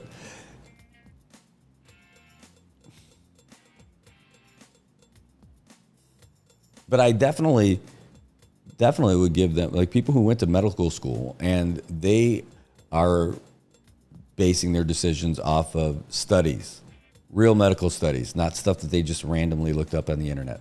Like that, I put way more credence into that. I give them a lot more credibility than somebody who's going to opine about what they think. That's really it. Like people whose informed decisions based on their study that are rooted in actual studies of other professionals, they've got a point that is rooted in a better foundation to me. Yeah, and take that from someone who just talks a lot of shit. Sorry for the language, but like I appreciate both. I appreciate good conversation. I appreciate objective conversation. I appreciate decisions or points of view that are reached based on what I would think are logical foundations. But when people have these real studies here, I guess it counts. Like totally unrelated to this, but talking about that, the folks from PSS say that there's studies that kids are better mentally when they start school later in the day, right? Like high school. High school starts at like 9 o'clock. I think that's horse crap, right? They're like, oh, studies show that they're more receptive and all this, or that they feel better, like they're not as stressed. Like, bull crap. I had to get my butt out of bed to go to school early. The other thing is, by the way, try that crap when you get out in the real world and you have to go to job. I can't go to work till 9 o'clock because I'm too stressed until then. No, that's not how it works. High school is there to get you ready for the workforce. Yeah, it's supposed to better you as a person. No. It's getting you ready to be a productive member of society. That's it. That's what school's all about. And that's it. It's not about necessarily just about the person or the student. It's about preparing them to be a productive member of our society, because otherwise our society doesn't work the way it is, right? Does that open up for a whole lot of other conversations? Yeah. But hey, it's your training ground. It's like, hey, we need you to do stuff. Here's the stuff you need to do. It's like the Olympics. They put breakdancing in there, which is ridiculous, right? The Olympics were great in their inception because they dealt with stuff that you would really need. You'd have to run in a war. Javelins, they're weapons of war. That's why it was a great event to see who can chuck those things the furthest. That is a real mark of a warrior, right? A real athlete. Pole vaulting, got to get up and over those walls. That's why baseball was a great American sport. Yeah, throw those grenades. Why do you think the grenades were like baseballs? That's why baseball should be one of those sports that we end up doing. Better than basketball, even though basketball is cool. Volleyball is cool too, but there's not as much room for effectiveness. Yeah, hockey, same thing. Not like we're going to have an Arctic fight out there. Yeah, but I mean, that's the thing. So before I get too far down that rabbit hole, that's what school is. Now, if your kids are going to keep going to school and chase their dream professionally so that they can be even better tooled for the workforce, that's great. That's what college is for. But I mean, that's what all that stuff's all about. It's school is to make you better for the workforce. That other stuff was for that. And for this, that's why I have to, I guess, respect that study that they talked about for having that 9 o'clock start. But I can also say that's a bunch of touchy-feely crap that's better for like a Montessori school. This is why I will never run a school. No, get your butt out of bed. Get there early. I mean, it very well could just be a study that they're leaning on to make it easier for the bus schedule. But I mean, no, you little softies are not going to say, no, because I'm just like, it's so stressful. I can't go to school at 9 o'clock. No, get your butt out of bed, because tell you what, after you graduate, if you don't have a plan, unless your parents are going to let you sleep on their couch, you need to go out and get a job and start doing something.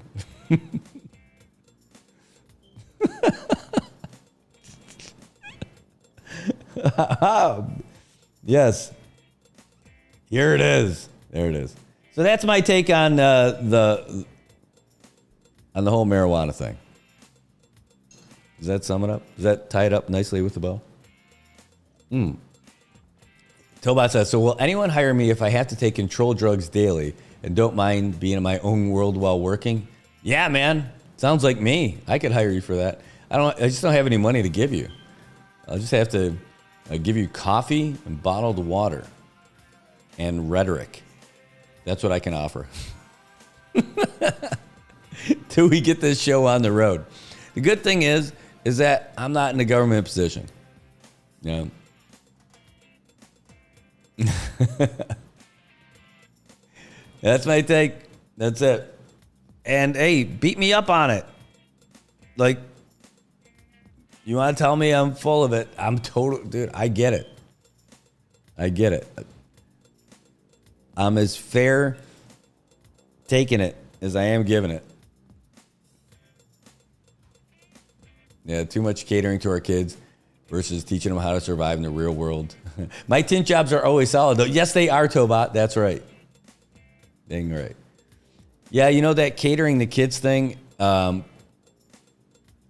were a couple of times, I can't remember specific incidents, but maybe a couple that I do remember, where like one of the kids got hurt, but it wasn't one of those they really got hurt things. Like they fell. Like you want to comfort them, but there's different ways of doing it. Like if they're running and having a good time, they fall and get hurt and skin their knee. All right, that hurts, but they still want to have them go and keep playing, right? And or it playing sports, they got bumped into and got knocked down. You know, you could see them like it's starting to happen, right? Now, I definitely had to say, no, do not go over to that kid right now. Say, good job, buddy. You're so tough. All right, go get him. And then you see them, they're like, yeah. Then they get up and they run away and then they go for it. That's the difference. It doesn't mean you don't care about the kid at all. It's just the opposite. You do care about them. You don't want them, and you still want them to feel loved and everything. But the perception that they're going to get from you is that part of it. You know? They're like, yeah, I'm tough. That's right, kid. You are tough. I still love you. I'll give you a hug and all that other stuff. You just don't need to be coddled at that second, right? The appropriate amount of emotional and adult interaction there is to get them ready to go for that next step. All right. Hooray. You guys want to talk about any more of this stuff? We can. But that's what that was all about. In fact, where is it? I've got the... I have the other stuff, but we were going through the actual law, the bill that was written in May, and then it made its way through the Senate, and that's it. I mean, really, if it's the same thing as alcohol, why did they put that exception in there for the safety sensitive positions? If it doesn't make any effect, then explain that to me. Not saying you're wrong, you just can't reconcile it. All right. Beat that to a pulp? I think so. Fair. Good. Hey, great to see you guys. Look at you guys popping up on YouTubes and everything. Look out. Got a call coming in. Holiday Zantiro, you're on Good Morning Marianas. Hey, good morning, Brad. This is Piling. Piling, good morning. How are you? Fine. It's a beautiful day, yeah? But looks like we might have some bad weather next week. It looks like it might not even wait till next week. It's going to start. It looks like it's going to start getting here by the weekend. Yeah. Hey, I just want to do a little summary of the topic at hand this morning with you. Yes, sir. Yeah, first with Sidung.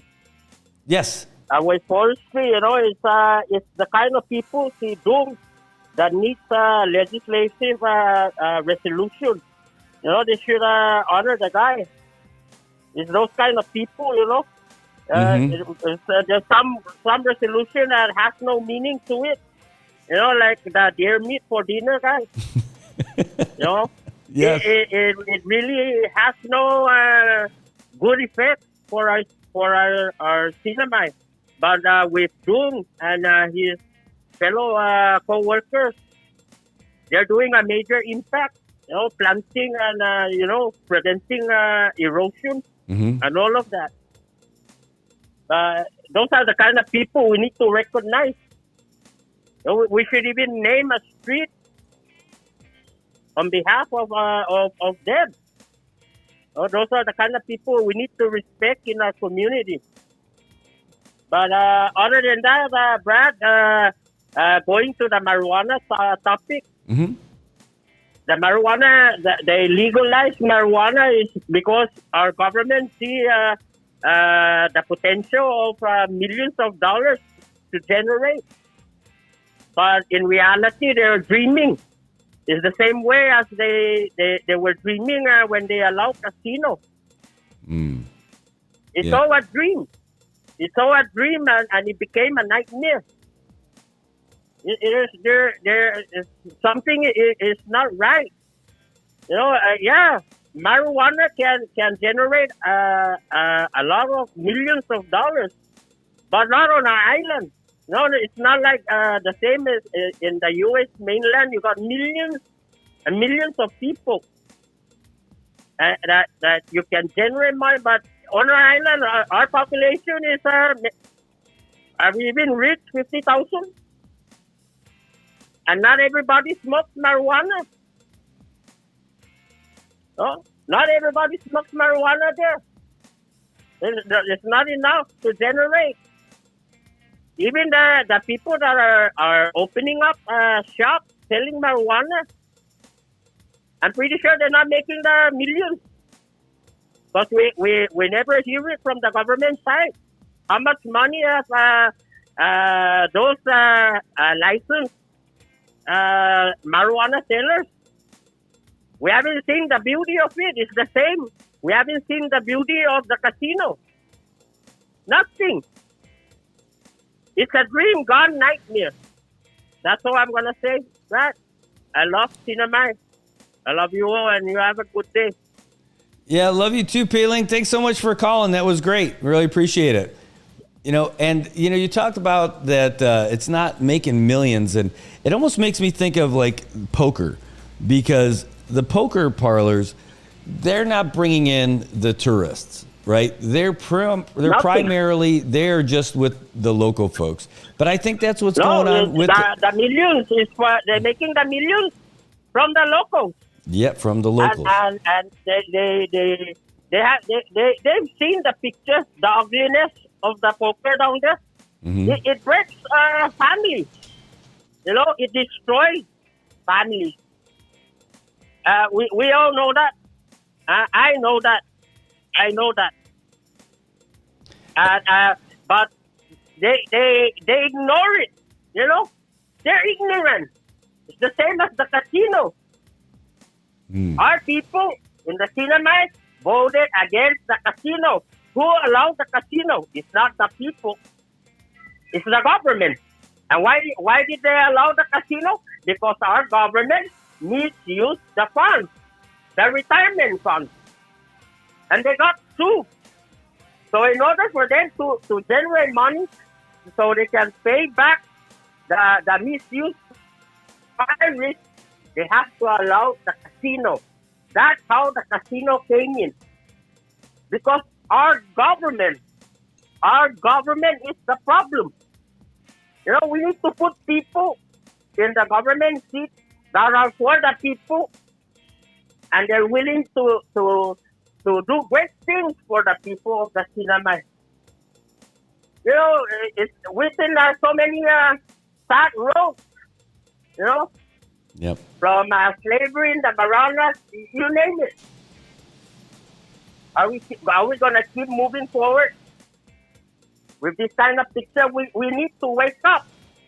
And the first thing when we wake up in the morning is we're going to select who's going to work for us.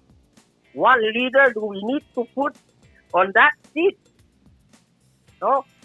We have to stop thinking about, to protect the party. The Viva Republican, Viva Democrat, Viva Independent. It's not about that. We cannot move forward to protect the party. We need to move forward to protect the people's interests. I agree. That should be the goal. That should be the main goal. The main goal, that should be. Look at that Marianas Southern Airways. The news coming out, or Selena, bringing Senator Selena bringing it out. 8 million. Where is the airplane? Oh, man. Where is the airplane? That is a great one. It's interesting. We didn't even get to that yet, but we are going to talk. We're going to run long today. We're going to get into that. Even a simple question, is the 2 deers in Pagan still alive? Not even reason why alive. They don't know. Jesus Christ, have mercy. Yep. Nobody knows in the government. But yeah, we heard about that. They released the deer in Pagan. But they don't know if the deer is still alive. Even the very department that should know. Oh, we don't know. And will that's get back to you. yeah, and that's wild that they wouldn't know. Like, how is it possible? Why are you gonna take the deer from Rota or wherever, where it's multiplying, and you're gonna bring it to Pakan? No. The Pakan already have wild fish and plenty of coconut crab. Leave it at that. That's what got food on that island. No. Yeah, you know the It's big. just a promotion to cover up deer meat for nonsense. Yes, it's a nonsense. Deer meat is nonsense. It's just for YouTube for Mr. Robert Harrington. That deer meat never generated a penny back to the cinema. And the previous governor spent how much money to bring that guy to Pagan, to Torrance, to Rosa, Tinian, and do all his YouTube. Where's the tourist from deer meat for nonsense? Where? I'll tell you what. We can call Marianas Visitors Authority and ask them, hey, any news of tourism from deer meat for dinner? I will say this. They're gonna say, we don't know. No, that's good. Peeling. Yeah, sorry. That's all good stuff. You know, I got a little bit of an interesting take on that because I don't think that. So officially from MVA, it was $50,000 that they spent. I think they spent a lot more than $50,000, but yes, a lot more because they use the other departments' manpower, resources, manpower, equipment. Yeah. More than that. Way more than that. Now, let's go back in time. Aside from, like, you talk about the tourists, it's not a dollar for dollar thing. And the timing, I think there's a lot of unfortunate things that happen with that. But I think the concept of it isn't terrible. And let's just let's remove for a second all the stuff that we've witnessed after the effect. Like we're looking at like the things that shouldn't have been done from other aspects of the government. But I did love the idea of a sitting CNMI governor going up north and traveling and fishing and hunting. I really love the idea that we had a governor who would go up there and really focus on that precious resource that we have up there, right? I love that idea that we had someone who would take his family too. Now, do I think that should have all been paid for by the taxpayers? No. But I do. Yes, I agree with you, Brad. The idea is beautiful, but let's go back in time too. When that previous governor was going to promote Northern Ireland, what was going on that time? It was the pandemic. Mm-hmm. They shut down the entire world is on shutdown. So why in the world during the beginning of a pandemic you're gonna promote Pakan? Who's gonna come? And that's the problem. The timing, it was unfortunate because it wasn't only that. The pandemic, right? So the pandemic was part of it. That's number one, right? And then on top of that, what else was unfortunate? So everybody wanted to go, right? So folks in the police department, can I go boating safety? Yes. Can I go? Sure. Go up and support. We need security anyway, right? Yeah. So everybody goes. They use all those assets, and it just so happens we got some people who got swept away, swimmers, and there was no one able to go out there and check on them to go and rescue. So we ended up having at least one person die during that time. The only thing they found. I know the young boy drowned. And they ended up only finding, I think, like part of his swim trunks, washed up on a rocks, like awful, right? Terrible. So and our local fishermen are the ones that went out and looked for that boy. Yep, and they with the divers too, right? They had local divers go out and do all that stuff for them. Because the assets weren't here, because everybody went up north. let's see that things no happen. So my brother came with the NB Luta, 400,000 of nothing. They bought the boat, and then what happened to the boat? The federal took it and sell it to some guy here in Guam for how much? For less than 40,000. Whoa! No way! While they get, Wow, 40,000. You can go and check on the news, but yeah, they auctioned that boat. Man. So that boat is no longer it's not MB Luta. It's I don't know what's the name now. Yeah, I think they called it like Mariana or something. Because I've seen it. They still use it, right? They still bring stuff back and forth with it. Let's see. Even the boost program. Oh. They're gonna boost the economy. Look what's going on there right now. Not enough, even to give enough funding for the court to operate. Not enough. Where is the to boost the economy from the boost? What did it boost? Who did it boost? No, those are the kind of questions we need to ask the Department of Finance and whoever is in charge to know if the economy got boosted by the boost. Well, we know who got boosted. We know who got the benefit. It was all a campaign ploy, right? That was it. If it wasn't for that, like the idea of it was great. Like the whole idea of it was great. The one that was promoted, but that's not what ended up happening, right? We already saw who got awarded. And if we speak up and we say something about it, where the bad person? Hey, no, don't talk. Huh? You're right. Yeah. You're right. They're like, quiet. Yeah, you let that stuff go. Let's move on. Oh, no, because that's how those guys get back into power. Yeah. That's how those guys get back into office, right? They need to be called out for that kind of BS. You know, you've got those three guys who are in charge of all that stuff. You can't let them worm their way back in to influence out here. You can't. You can't. And that's why we got to keep talking about it. And that's why it's great that you're bringing it up again. Yes, but we have to. If we lost our Sinamite, even I'm here in Guam, I'm from Sinamite. No matter, I will never allow anybody to tell me that I'm from Guam or because I'm staying on Guam or if I'm in the States, I'm from Oklahoma. No, I'm from Sinamite. And I can speak on behalf for Sinamite.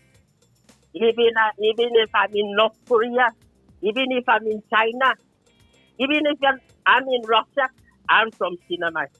And I'm proud son of the Sinamite.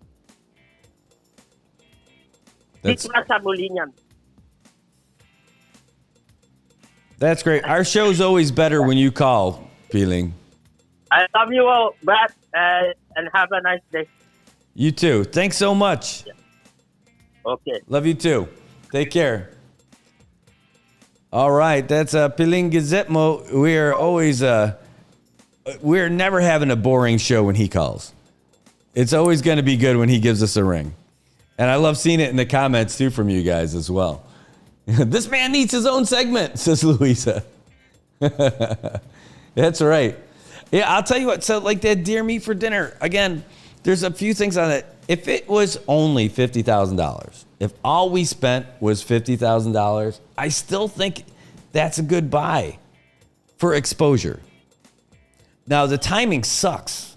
I mean, it sucks. Everything about that sucks. Like if they did it today, it'd be great. But because of the timing, it and the optics, it looks so terrible. I want to say it was like October when all that stuff happened. Let me see if I can't pull it up real quick. Because the other thing I have pulled up over here is the Senate stuff that we got from Senator Babalta. Here, let's put Pagan deer meat for dinner. I want to say it was October-ish. I mean, initially I was thinking it was like earlier in the year, like March or something, because it was like right at the beginning. Maybe it was later. So it says 4 years ago. Does it give me a date if I ask for more information? July. So it was July 26th. So it was during the pandemic when everything was shutting down, and we didn't know like how it was going to be and how long it was going to last and all that other stuff. But I remember by July, they had already predicted all kinds of craziness for us about like how bad it was going to be and all this stuff. And then we were starting to see it's not all that bad. It's not certainly as bad as they said it was going to be. So maybe we were starting to loosen up a little bit by that time. But this whole idea that this guy's going to come in and they're going to go up north and they're going to spend $50,000 to fund all this stuff. The amount of views that got put on there, everybody who saw it and everything, I think we got our money's worth for the exposure. I had a big disagreement with a lawyer friend of mine who doesn't see any value from it.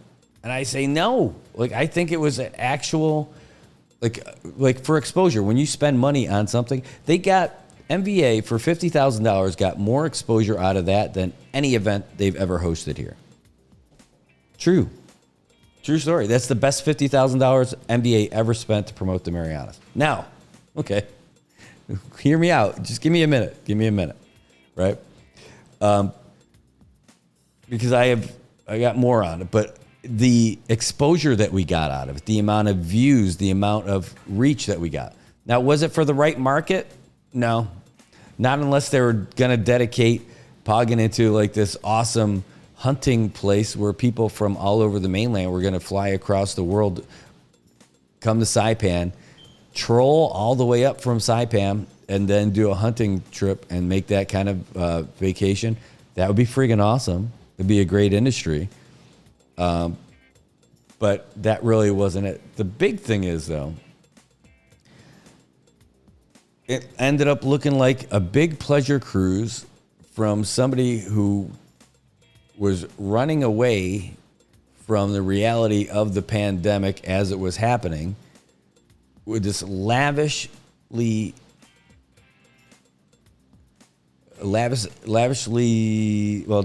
expenditures for a family pleasure cruise up there, supported overly by all kinds of local government offices, paid for by all that stuff, for a privileged few. And you got a swimmer who gets swept away, ends up nobody can go search for him because all the assets that they would have had were up north during this. Right? So that sucks. If it's in a vacuum, I love the idea of a young governor and his family taking him up north and really not just talk about, our precious Northern Islands, going out there and seeing it and experiencing it and sharing it and bringing those experiences back to the folks here in Saipan and say, this is why we need to save this place. Yes, damn right, that's awesome. And going up there and doing all that stuff and spending some money to do something about it by bringing someone out there to expand the horizon of what we could do for our dude. That was all great. I think I'm on board with all of that. I love all of that. I'm like, this guy's a visionary. It is great. All the other crap that happened at the same time, though, it didn't happen in a bubble, in a vacuum. It happened with all this other stuff. It's like, holy shit, how is this guy taking a vacation right now? Right? How's this guy going to disappear for like 2 weeks when the world's going to shit? Pardon my language. And I'll get away from the profanities there. But that's some of the rawness that I haven't thought about that in a long time. Then that kid, they couldn't even go search for him because they didn't have a boat. And then they had to hop on private boats, and they had scuba divers go out there and look for this kid on their own.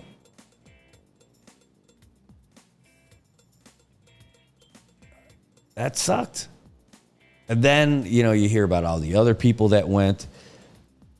And then a boat that was either given or borrowed or rented. If it was given as a lend, then that should count as a gift that you can't accept because it's well over $50. right? Unreported stuff.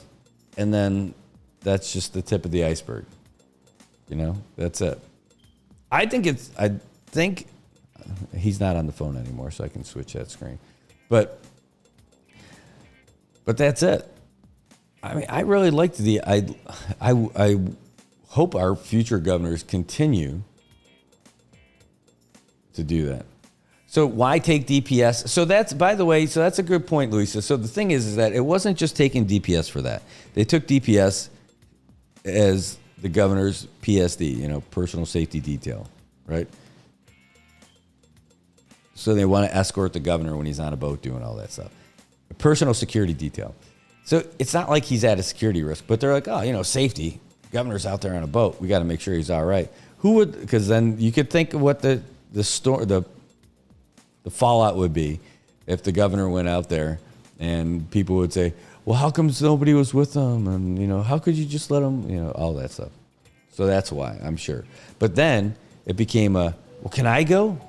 Yeah, sure. And they kept going and going and going. And more family, which, again, is not even a bad thing. But there was a lot more money and a lot more resources than just $50,000, right? Because it wasn't just the expense from NBA. That's the thing. And the timing was terrible. Terrible. You know? I'll tell you, after you two, I felt guilty about going on vacation to my family in December to visit my folks. Because I felt like I was abandoning folks here in the CNMI by going and taking this trip that we had planned out months in advance. I felt guilty. I wavered on whether or not we should actually take that trip. Like, how can we take a trip? I didn't have a public purpose. I mean, I had the military job. I felt guilty about leaving. And I almost canceled our trip. And I talked to the folks at the command and talked to folks locally. They're like, dude, get out of there. Take a trip. You already paid for it. It's all done. Island's going to be fine without you. Like, I guess that was good. But for the governor who's really orchestrating all that stuff that's going on during the pandemic, I think that, you know, again, the timing sucked. But, you know, I don't even blame, like, yeah, the timing sucked. I don't think it was a bad trip.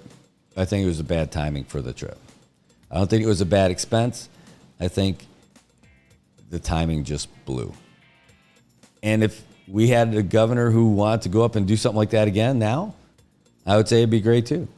But it's got to, because I think it's good to see your governor out fishing and hunting and stuff like that as part of that promotion.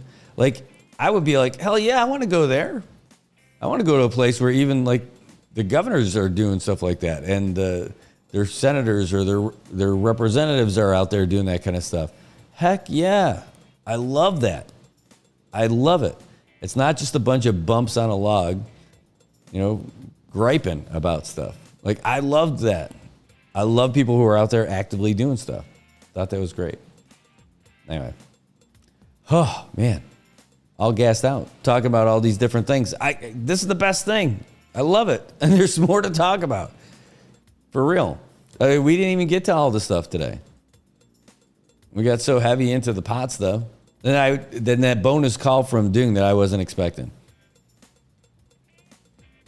Because I want to talk about, speaking of the former governor, about, we talked about this. We talked about this week. About how the CNMI Attorney General's office filed the appeal in Superior Court or in Supreme Court to overturn the decision from Judge Pro Tem Arthur Bersinas that disqualified their office. So while that is in the Supreme Court, they have to go through the customary file for a stay, meaning the stay of proceedings. So everything gets put on hold pending the decision from the Supreme Court. And that seems like a no-brainer. It shouldn't even be a thing. Like, Of course. You can't go forward with anything else pending an appeal, right? Well, the former governor's legal team said, hell no. We have a hearing on October 14th to vacate the whole trial. We got to move forward with that. Well, that's not cool, because right now there's nobody who's named as a prosecutor for that case. It's got to go through the appellate process. It has to go through the appellate process. You can't continue moving forward with this. If Judge Pro Tem Arthur Brasinas does not grant the stay pending the appeal, I think a lot of people are going to be upset. A lot of people are going to be upset. I will be. Well, who are you to judge? Well, he's a judge. Still. And I know the former governor's legal team is acting in the best interest of their client. So it's like, don't hate the player, hate the game, right? All right. You're doing what you're supposed to do. I think it's a crap move. It's like accepting a forfeit in the championship game while you're waiting for somebody to show up. In this one, I think it should be a no-brainer. Anybody worth their salt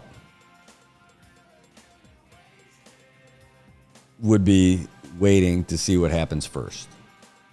No rush to judgment. And this judge hasn't rushed crap.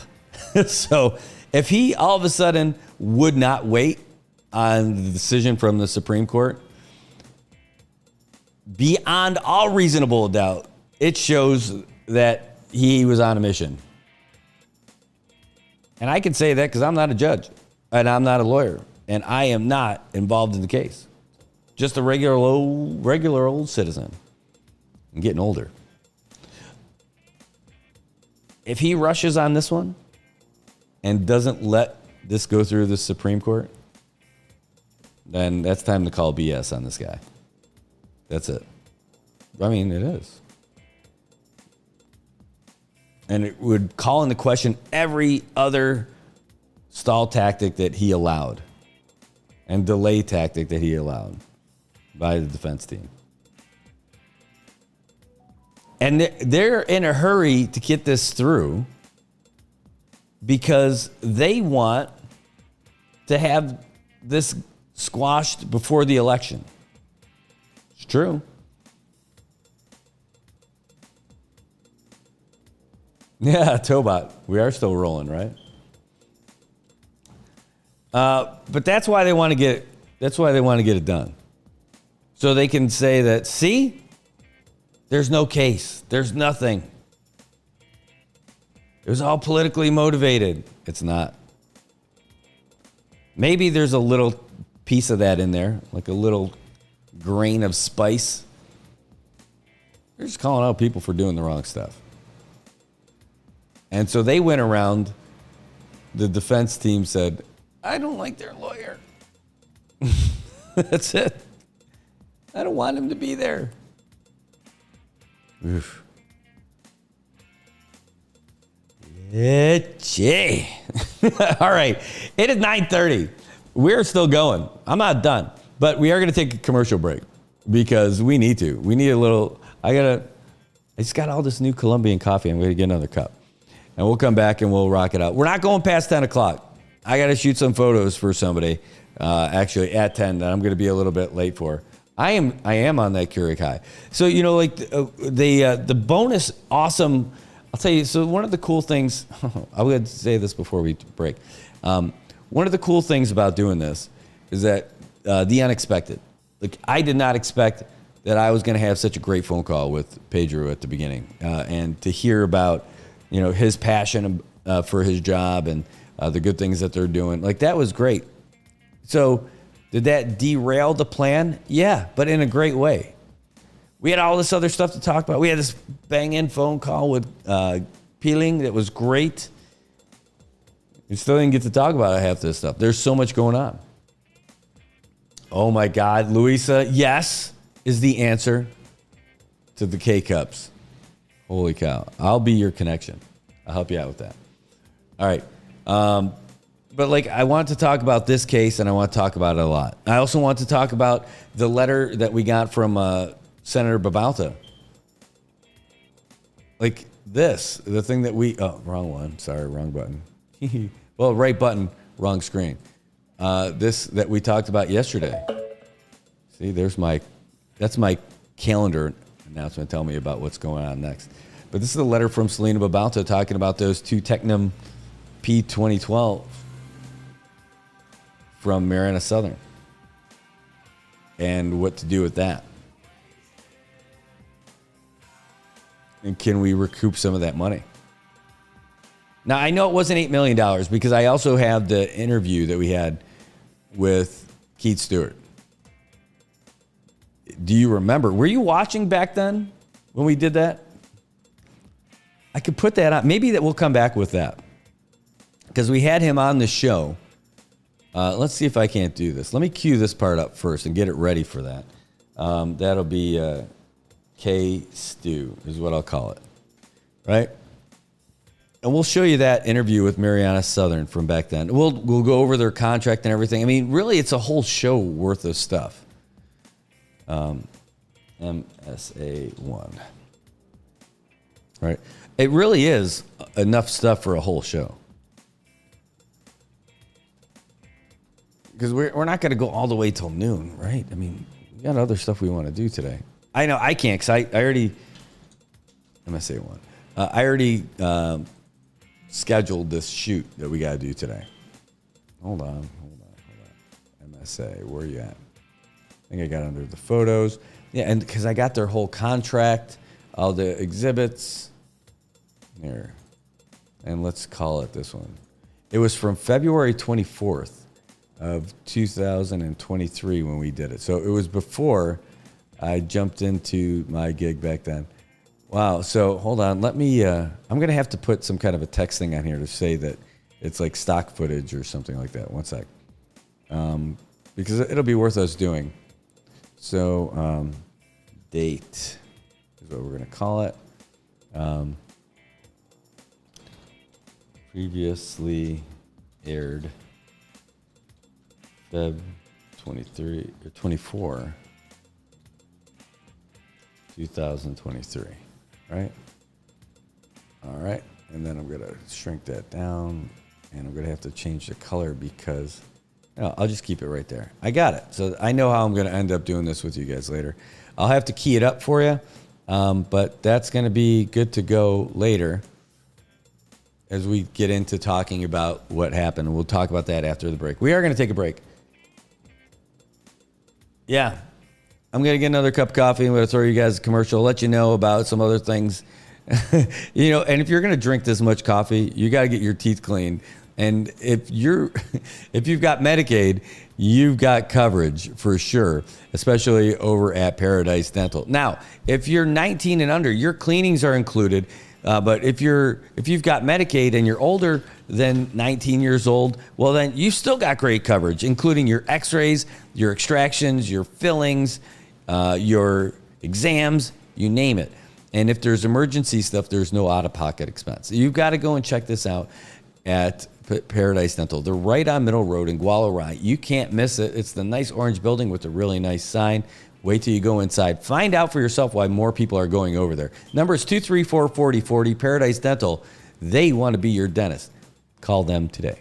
Got Medicaid? Paradise Dental's got you covered. We've got you covered from the moment you walk in the door with some of Saipan's best smiles. Medicaid covers your fillings, your extractions, and your checkups with no out-of-pocket expense. And Medicaid covers all of your x-rays without any additional cost to you. So remember, if you've got Medicaid, you're covered. Don't wait for a toothache. Call Paradise Dental today. Come here often. If you're a person with a disability in the CNMI, you have certain rights that protect your ability to vote. This video contains some information about your rights and some resources available to you in protecting those rights. What are some of your voting rights as a person with a disability? You have the right to vote regardless of your disability. You have the right to cast your vote privately without disclosing your vote to anyone. But you also have the right to ask for assistance as needed. Polling place workers should be ready and available to assist and accommodate your needs. CNMI law requires that you must be registered to vote in the CNMI.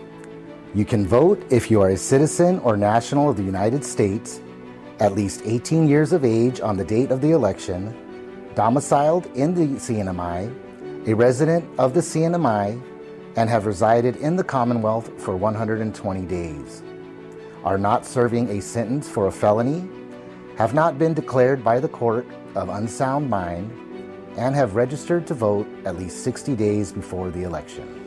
As a voter with a disability, you have the right to vote in an accessible voting place. That means you can get from your car through the door to cast your ballot without physical barriers or impediments. Under the CNMI law, any voter who needs help in casting a ballot is entitled to request for assistance. A poll supervisor or the executive director of the Commonwealth Election Commission can provide assistance at the polling place, or you can exercise your right to curbside vote. However, whether you vote at curbside or not is your choice. No poll worker can force you to vote curbside. If you are unable to mark your ballot, you may select up to 2 people to help you cast your vote, except that they cannot be your employer or your employer's agent. The Americans with Disabilities Act of 1990 requires public entities to provide progress access, reasonable modification of policy, auxiliary aids, and service where necessary to afford an individual with a disability an equal opportunity to participate in and enjoy the benefits of the services, program, or activity being conducted by the public entity. Our primary goal is to have 100% participation of eligible voters in all elections, 100% polling place accessibility, and options for all voters who seek independent and private voting. If you want to know more about your voting rights, please contact the Northern Marianas Protection and Advocacy Systems Incorporated at 670-235-7273 or 74. Or you can simply visit our website at www.nmpasi.org. This video was brought to you by the Administration for Community Living and does not necessarily reflect their official views.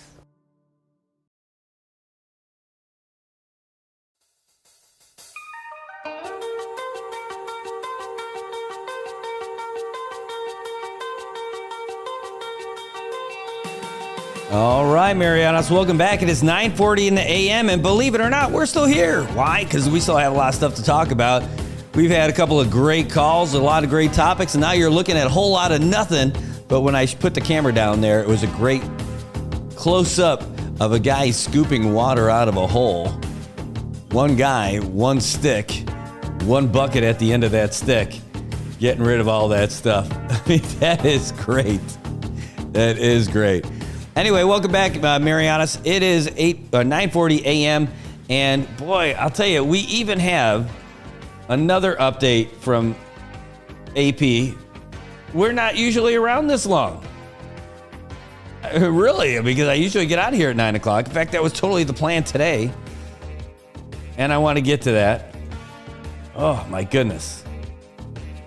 I want to get that to you, but I also want to get this because I've got to get out of here soon because we got stuff we got to get to. We got that photo shoot in a little bit. We're going to get some video and some photos done over at Laddie Built 24-Hour Fitness, which, by the way, is going to be a great place for us today. Right after this, we can go get a good workout in, too, afterwards. But the main thing is that we're going because we want to help get them some more promotional stuff for the show, and it'll be pretty neat. Anyway, that's one of the things that we've got going on. Oh, did I put this one in there? I don't think I did. I had something I was gonna do. Let me see if I have it on here. I can run this as like a little promo for them too. I think they'll like it. No, it's gonna take too much. preview.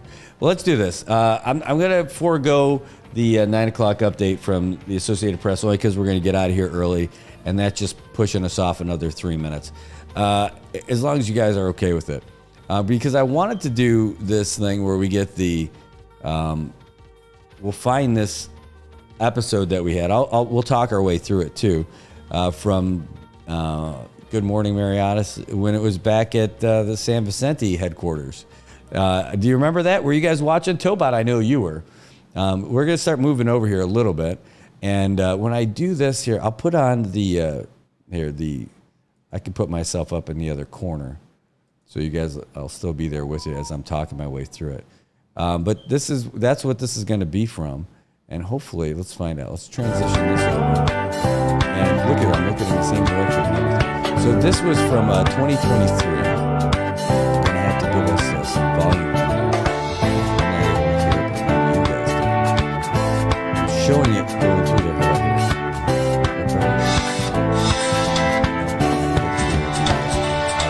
So somehow I'm going to have to figure this out. In the meantime, hold on. I'm going to try to advance it a little bit. 1 second.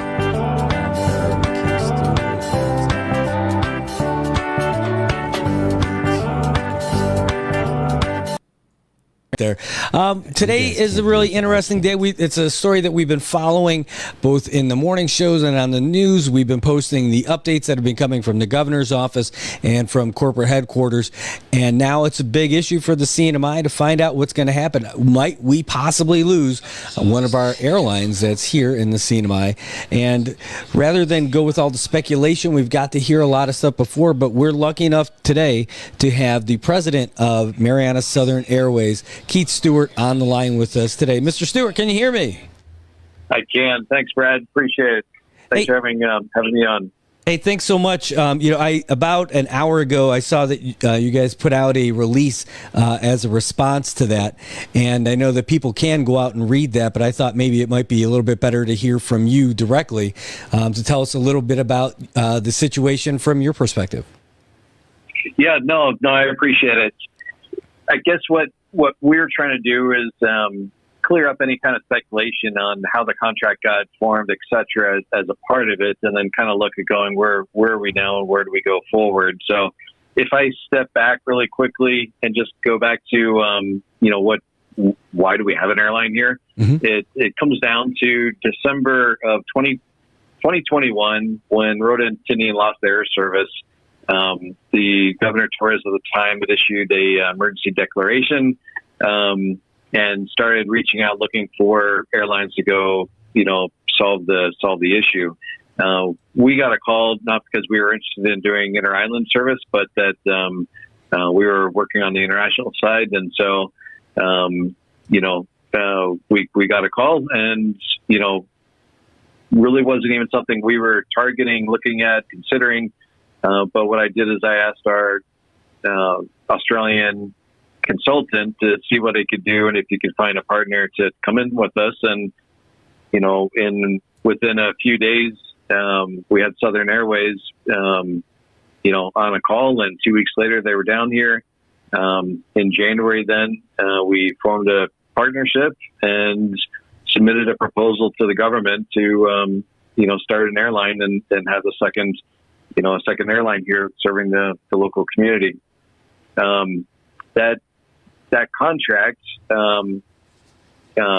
unlike what may be inferred from a press release that came out here recently, that contract it is a sole source contract.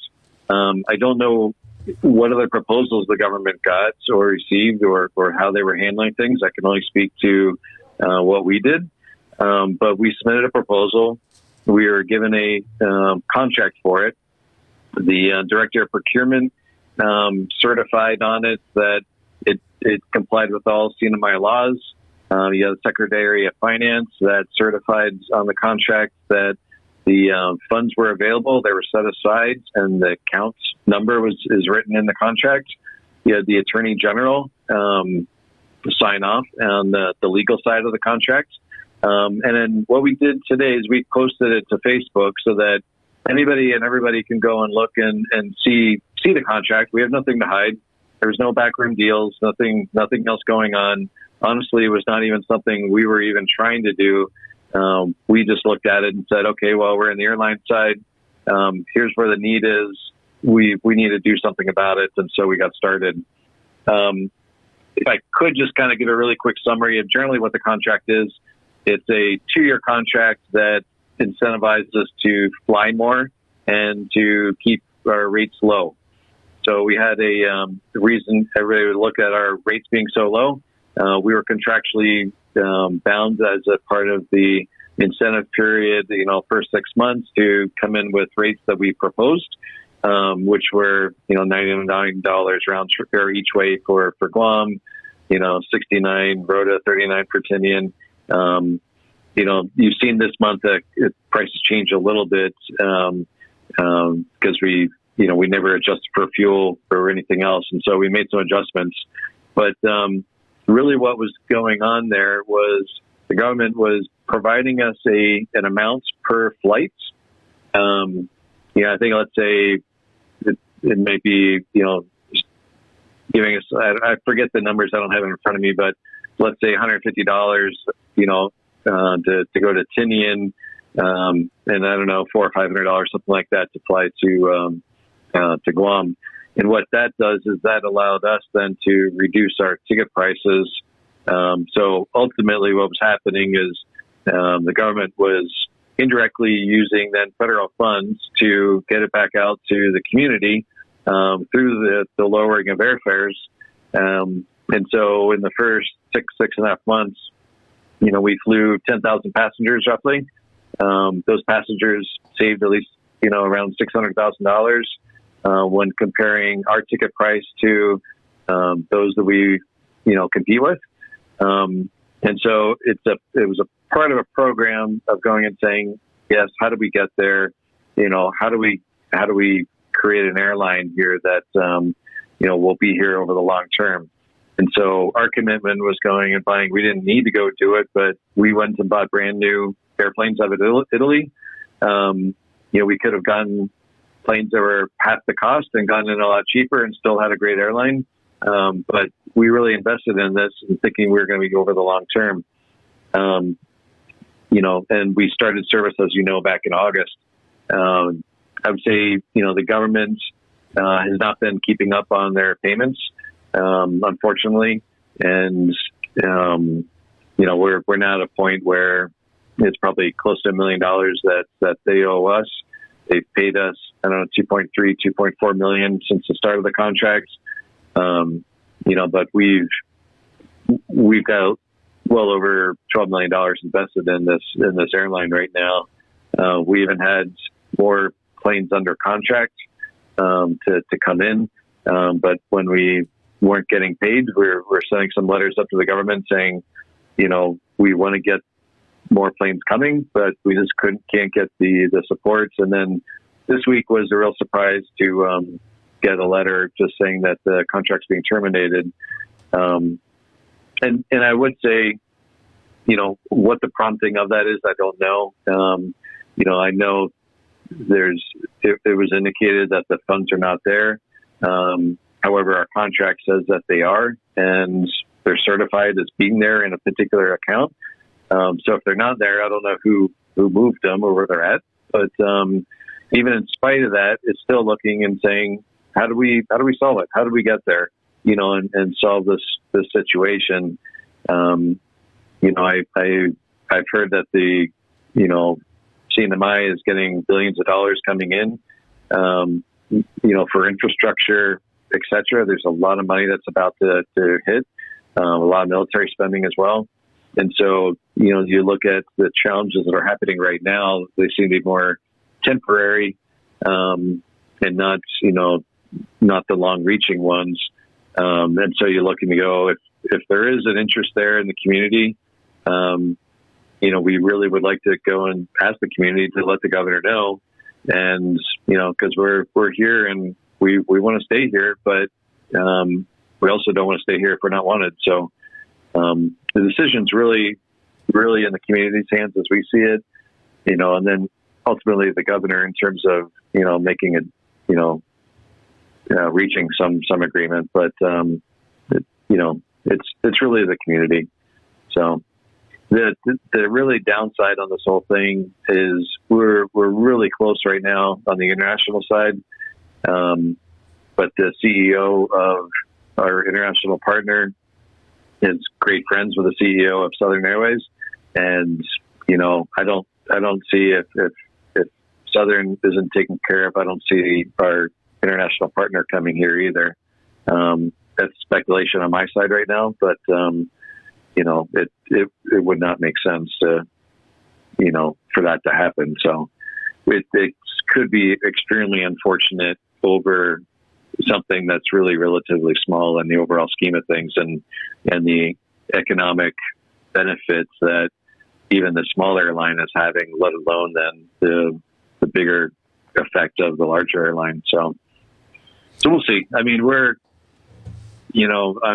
I don't use social media, so I'm really glad that I don't, because I heard there's a lot of stuff going on out there.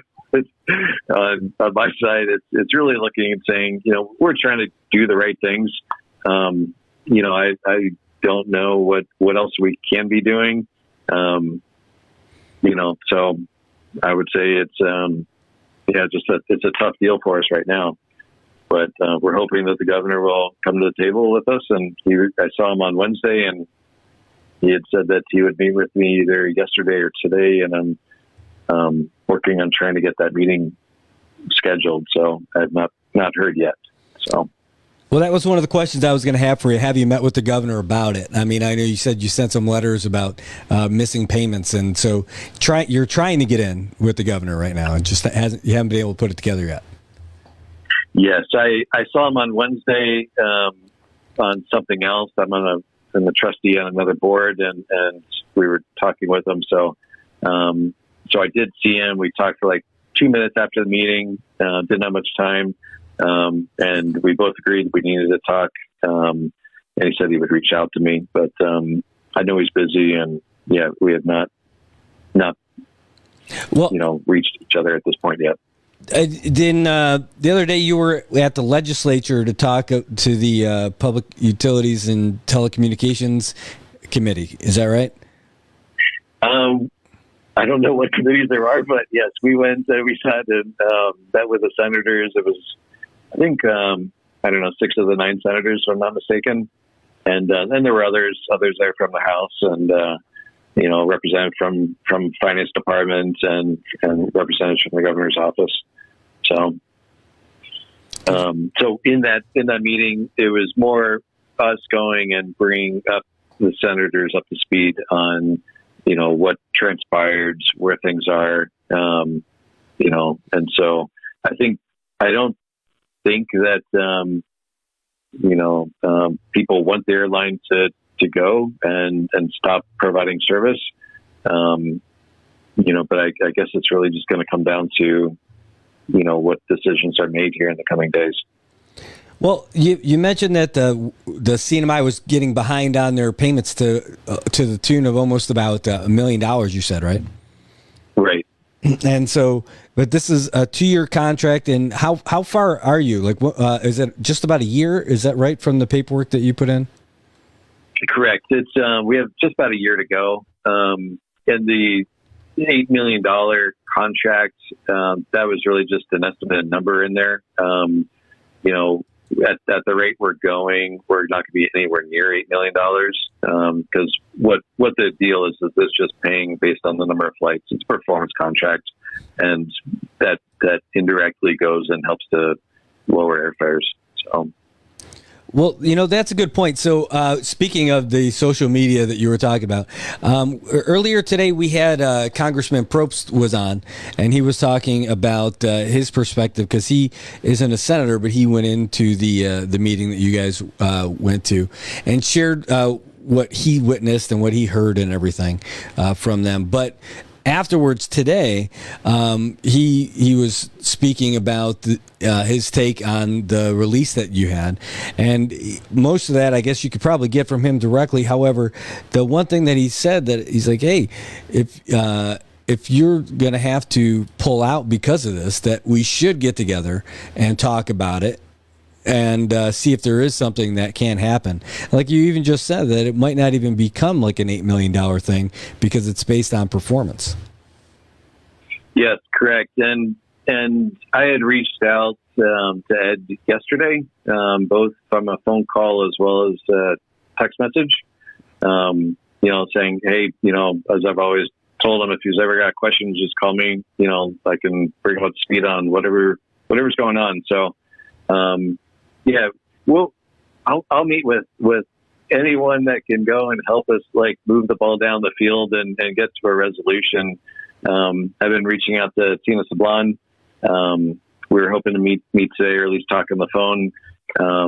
We are talking to a number of senators, members from the House and of course business people, et cetera, from the islands and Mayor Rhoda, et cetera. And so, and I'm sure I'm missing a bunch of people in just who I'm saying. So I apologize if I am. But we are looking and talking, trying to get talking out to a lot, but I think ultimately it comes down to really getting with the governor, in my opinion, because that's really where the decision came from to cancel the contract.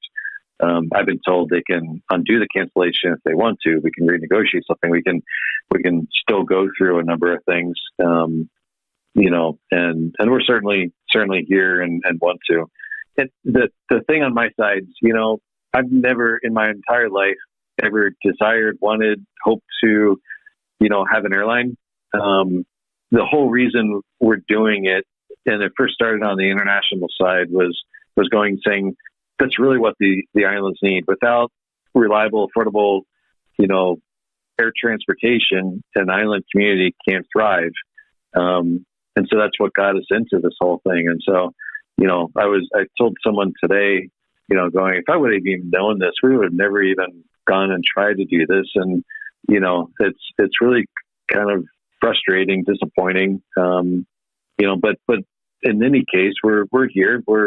We want to go and figure out how to solve this, how to make it work. I love these islands. I don't need to live here. I don't, but I do because I love it and I love the people. And you look and you go, what can we do? How can we have a positive impact in this community? And that's what we've been trying to do. So, so the thing I would say is if the community wants, MSA to be here, the thing I would do is just go, please let the governor know, let the elected officials know. We're not drawing lines in the sand or anything else. We want to figure out how to make this thing work. So. Well, I can hear it. One thing about Saipan that I think is great, or just the CNMI in general, is that if somebody wants to make a difference, they could really do it. And if they see a problem that they think that they could probably help with, the opportunity is there, and you can get people behind you to help you out. And from what you were saying is that you thought that there was a need here. You got together, you put together a proposal. It wasn't even asked of you. You got the stuff together and you submitted it to the governor's office, and they said, "This sounds like a good idea. Let's do it." Is that about right? Yes. Does that encapsulate it? Yes. And it did take 2 months for the government to circulate it around and see if they could accept it or if they couldn't accept it, and make sure that it was all above board. With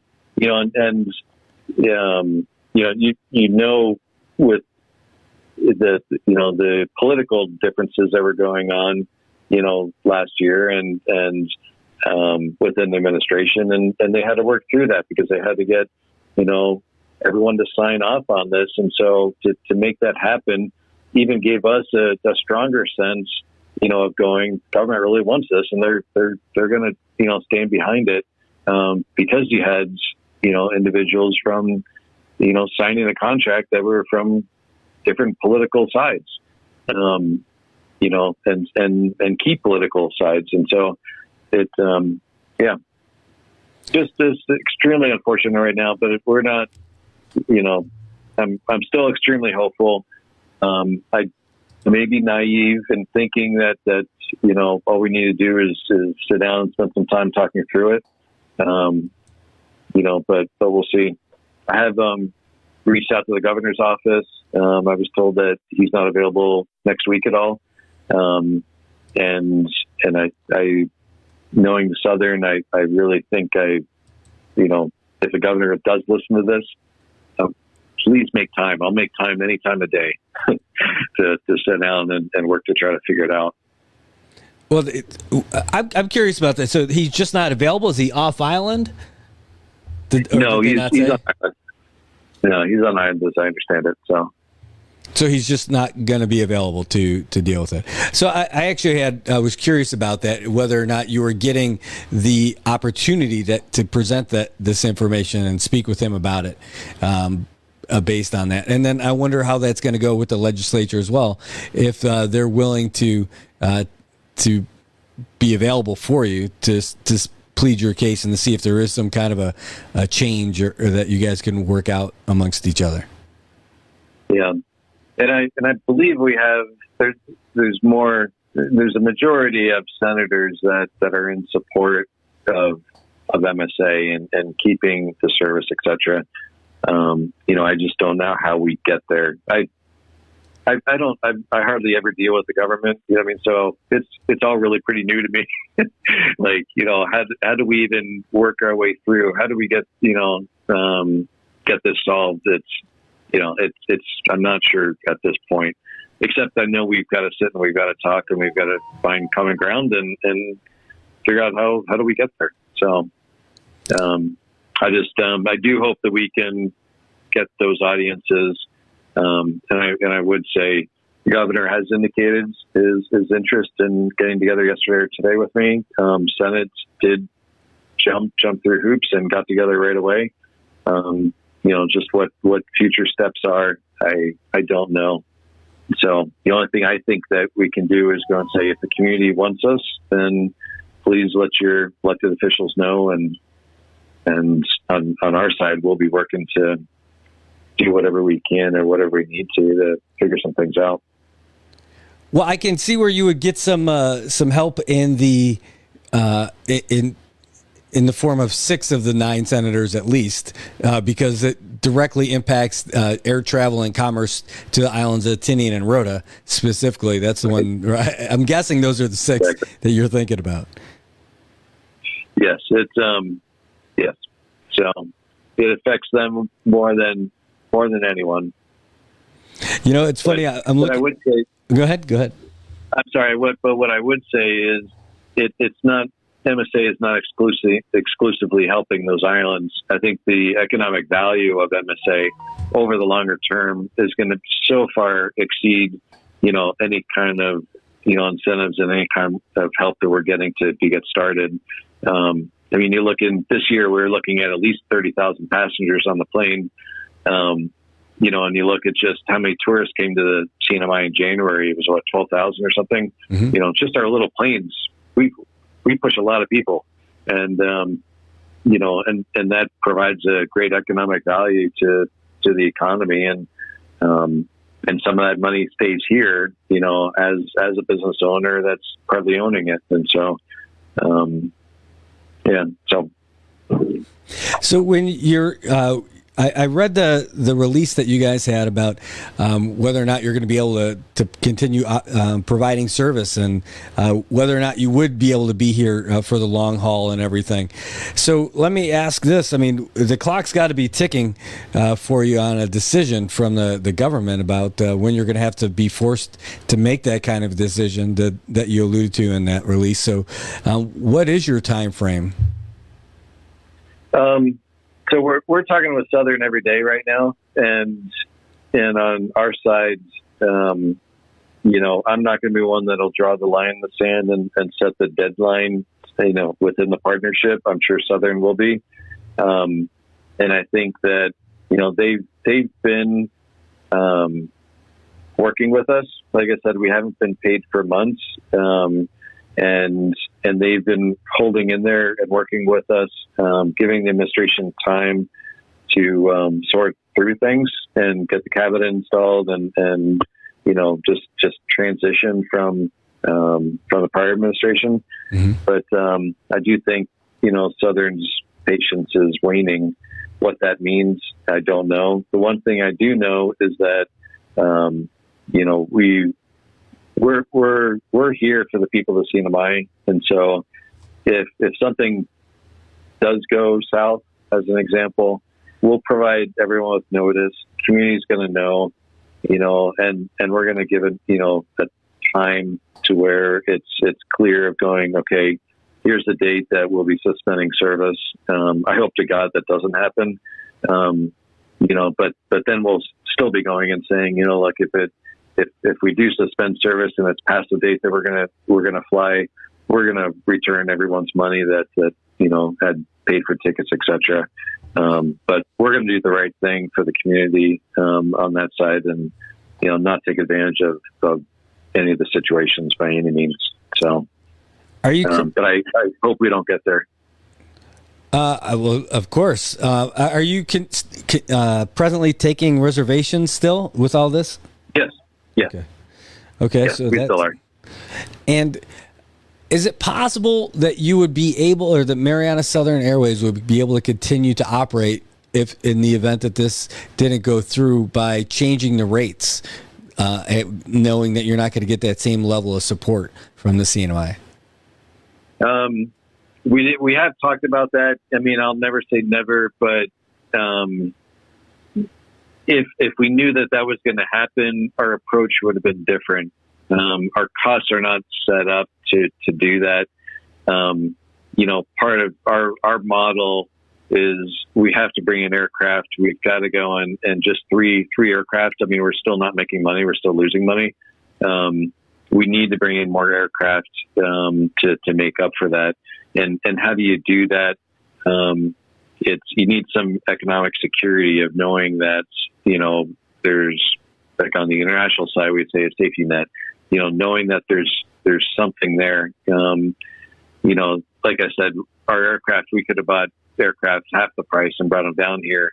But now that we've committed to this type of aircraft, we're stuck. We don't want to have different lines of different aircraft and having different types of pilots and everything associated with it. So we're stuck with our plan right now on our aircraft, and unfortunately, that scale really needs some support. It's not to say that we can't transition out of it, because that has been our plan this year, because we knew that the incentives were going to be expiring.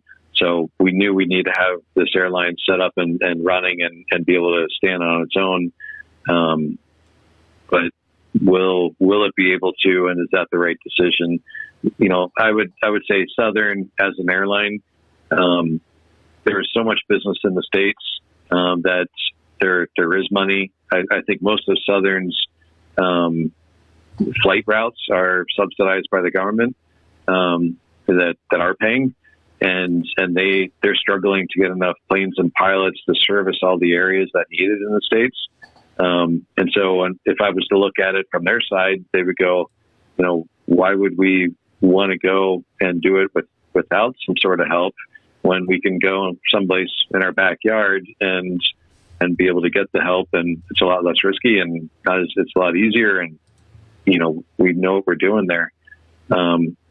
And I don't know that anybody really truly, because I didn't understand. I thought setting up this airline was going to be easy. I've always looked at it just thought, okay, we're just running a bus service in the air. But there is so much more that goes into this thing than I ever thought. And so as a part of it, all the pains and everything, it has not been easy to get this thing stood up, let alone, maintain that service. Our pilots, as an example, that fly this plane that we have, our captain could go be a first officer in a 737, 757, a big jet. And so our pilots are extremely well trained, more so than if we would have gone with other aircraft lines. And so, we've struggled on our side of just getting enough pilots that have the hours behind the plane and to be able to, meet the requirements. But that's ultimately also to the CNMI's benefit, because you've got some great pilots, in our planes, that could graduate and go work in a 737. But they're doing it in ours because they like that, and it's some of them it's a quality of life issue that they want to have, and they're not looking to go fly the big jets. But it's interesting. So I don't know if I answered your question or if I didn't, but. I think you did, but I do have some other questions for you about the model, because, like you said, different types of planes means then you need different types of trained mechanics as well. People do the different types of parts and everything. Having it as one type of aircraft, and you can kind of get the same thing over and over and know how to deal with it, just like your pilots. So that stuff makes sense. How about? How else would this impact if things did go south here for Mariana Southern? You have other investments here that would be affected by this? Well, I bought the hotel because of the airline, and I bought the hotel out near the airport to be able to go and service our flight crews and support everyone. So I am all in, in this venture. And my point yesterday when I went to talk to the senators is going and pulling a contract, like this, when someone's come in and invested so much money and time into this venture, you're looking to go, why would anyone come and invest in the CNMI? Why would they want to? And, I made a comment on my side going, Guam is so busy. Our main office is over there. At some point it's going, what is it? Why keep investing and trying to help in the CNMI? And I was saying that not because I'm anything, because I'm not. It's really looking and going, if I'm as an investor looking at making that decision, how many others are there? And how many others are going to look at this and go, why do I want to spend my money, my time, working to try to create something here if it's not going to be appreciated and if it's just going to get the rug pulled out. I might as well go work somewhere else in another community where they do appreciate. And so, yeah. Well, how do you think your message was received by the senators up there? You said at least 6 of the 9, but I mean, did they understand what you were? Were they picking up what you were throwing down, if you will, like that you're all in and that you don't want to leave, but this is something that's kind of crucial to your operation? So I hope so. It was a little hard to judge because after we presented, we were asked to leave the room. And Tina Sablon, members from the administration, moved to the table, and we went outside. And when they were done, we were allowed to come back in. But at that point, meeting's over, and yeah, we didn't get a whole lot. We talked to Tina for a little bit, but I don't know exactly where the end of that meeting landed, and I was hoping to have more information today, but at least as of 4:30 right now, I don't have anything new that I can even report back to Southern. So, unfortunately. Well, you got the hotel for the airline that you didn't intend on doing. And then you also, where we met was at a presentation about bringing in an international airline. Can you tell our viewers a little bit about that?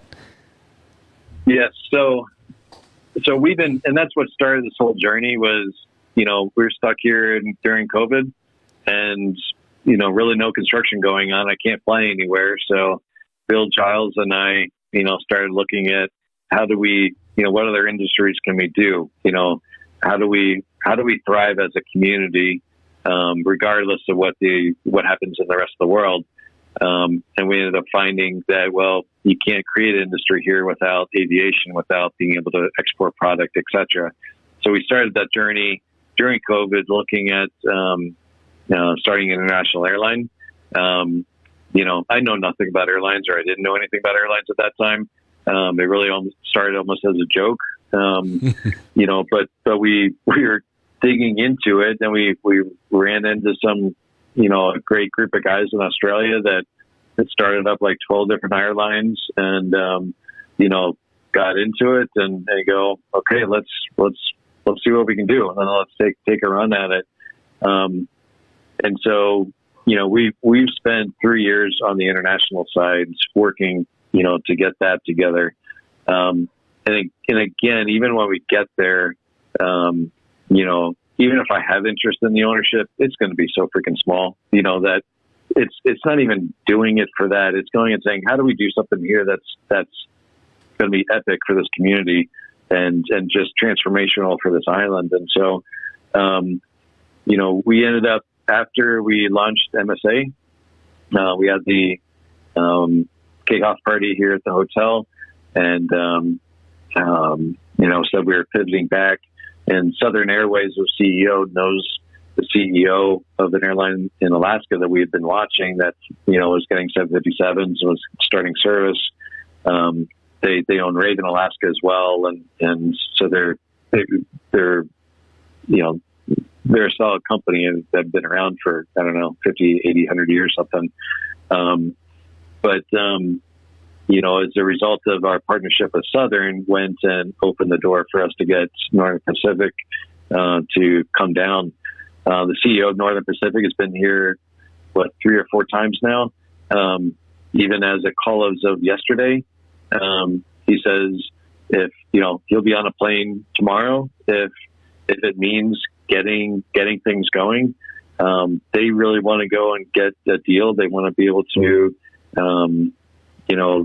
provide international service out of Saipan, first opening up the Australian market, and then going from there. But that airline alone will completely transform this island, and instead of tickets and everything, bookings of events, group travel, whatnot, all being paid in country of origin, what we're trying to do is get the airline to where the money comes here, it stays here, circulates through this economy, and we get it to where, you can get passengers and tourists coming here that spend more, that stay in nicer hotels, and because we have a finite number of hotel rooms here. And so we see that as being really the problem that we have. We don't see, not having enough people or having enough seats on planes. We see there's going to be a lack of hotels. And then if we do it right, it comes into the level of quality of those hotels. And so, Northern Pacific, we have slots in Australia. We had them in April. We ended up giving them back until July. Giving the administration time to be able to go through and get things together. But with Northern Pacific, we need a safety net. As Rob, the CEO, says, his board of directors, the billionaire that's behind him and whatnot, are going and saying, we need something to come out there. Otherwise, we'll just fly our 757s in the States. There's no risk. They could go be doing that. But that doesn't fit their overall long plan of what they're trying to do. But they need some help, and it's not massive help. I think that the money we're talking about, of needing from a safety net standpoint, comes back to the CNMI government and taxes in less than a year, just from the venture that we're doing, and so that's the impact of having an airline in a community like this. It's massive what an airline can do. Sometimes hard to tell, put your finger on it, but the numbers will speak for themselves. NBA has done analysis of the market as well, and so I think it's going to be interesting to see what their results are. But I believe their results are going to be mimicking what we're saying, and we're going to be at a point very quickly with MSA where, assuming we get MSA move, to stay here and work through something, we could be within days, weeks of coming in with a proposal and plan for, home-based airline here in the CNMI and starting service July 1st, and planes on the tarmac out here in June. And it'll be transformational for this island, but certainly not under the current plan that's gone on this week. Well, I'm sure that definitely, to put it lightly, that would put a little hitch in the giddy up for the airline, because finding out that your contract is terminated. Now, the other part of this is that objectively looking at it, it doesn't seem like it was just some decision that was made for no reason. They're saying specifically that the CNMI is in a real bind, and money is something that the CNMI does not have. So you mentioned something about it earlier, and in fact, I looked at the contract where there was the signed part on there where it said that the Secretary of Finance certified that those funds were available specifically for your contract. So, right. Does that mean that the message that is coming out is inaccurate, or is that I don't know? Is it inaccurate? You think that there is money that you're just not getting because they canceled it, or is this really something that's just more symbolic of the CNMI's lack of funds? I don't know, and it's the same question we were asking ourselves, going, how do you not have the funds when it did have it, and then who would have been authorized to move the funds or say that they're not available because, we've relied on that contract. And so I don't know. The thing I would still say is going and saying, okay, say somebody moved the funds, whether it's the past administration or this administration, or who knows, maybe the bank vault burnt down. I'm joking, of course, but, let's just say that the funds aren't there. Well, what do you do? And that's where we still look at ourselves going and saying, does it make sense for the CNMI to just go and say, okay, we don't have funds. Well, we cancel the contract and we let the airline leave. Is that the right call? We think it's the worst call the CNMI could ever make, because of the long-term ramifications of that. And so on our side, we look in and go, the government can find a way. We brought up yesterday to the Senate, or I brought it up, and I brought it up to St. Tina Sublime in the past, is just as an example, you have all this federal funds coming in construction. My main business is construction. I go, why don't just go increase GRT on construction companies by 1%? And use that 1% to go focus on opening up airlines, opening up tourism, go and upgrade Garapan, whatever the case is. Go and reinvest it back into building our economy here, because you have billions of dollars coming in here. That's all federal money, and so how do you get that? And so I brought it up to the Senate yesterday, saying, look, why not do something like that? Put a bill in place, go in and, come up with ideas. I don't want to say that Southern would agree to it or Northern Pacific would agree to it, but, my comment would be going and saying, leverage those future funds that are coming in, almost from a, bonding type of standpoint, bond financing, but not saying you got to go out and issue bonds, but kind of this similar type of deal where these funds are coming in. They are not necessarily set up to be able to go put into an airline to help air transportation, because that was the ARPA funds. But I also go and say, unless all the ARPA funds have they really been spent, or have they just been reallocated and reappropriated or set aside for different projects? And if they are set aside for different projects, then reorganize and look at the funding sources and go, which ones actually absolutely have to have ARPA, or which ones can be, pushed to the right a little bit, or could be going and utilizing some of these other funds that are coming in. I was told on Wednesday that there's billions of dollars coming in here. And if that is the case, there will be a way. We're we're smart enough to be able to sit down and come up with ideas and structure. And, you know, shoot, I've even suggested or offered to Tina, you know, when the administration came in, going, you know, I'll even work to, you know, go and try to help the government figure out the economic side. And I'll recuse myself from any business. You know, I've already basically almost pulled my construction company out of the CNMI. You know, but I love it here. And you go, how do you do it? There's got to be ways. And if we don't have the right talent, the right consultants, the right people that know how to do it, you know, with the funds coming in, let's go get them. Let's go find it. You know, our whole strategy of starting the airlines was looking at industry and then going and seeing federal funds starting to come in. And one of the first meetings I had with the governor, Torres, was going in. It's probably the second or third time, maybe third time I had met him, going in and saying, Governor, you have federal funds. In that case, you had $244 million of federal funds coming in for CDBG. Turn those $244 million into $1 billion of investment into the CNMI. Don't just use those funds to go spend on doing infrastructure or something else. Leverage those funds to bring in private investment, just like we did with the airline, to be able to go in and create multiples on your economic benefit for the CNMI. You know, and it's the same thing that we're trying to do with the international airline. It's how industry and the economy gets there, is how do you do it? But the government has an opportunity right now with all this federal funding to come in to transform the CNMI into something just absolutely incredible.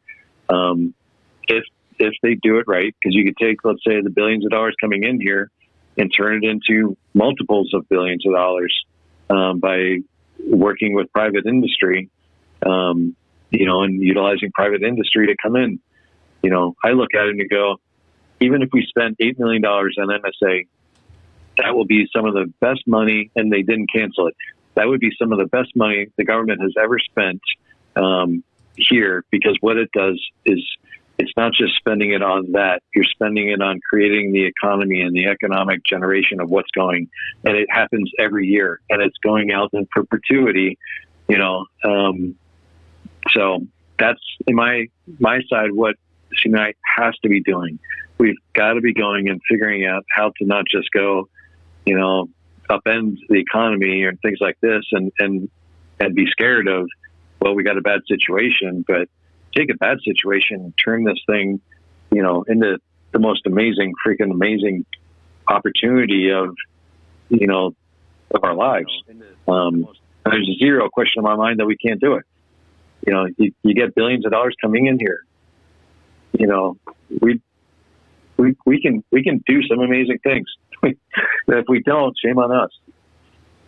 Well, when you first started having these conversations with the governor and everything, was the lieutenant governor involved in any of this? Was he aware of all this stuff, and was he apprised of with the benefits that this would be to the community?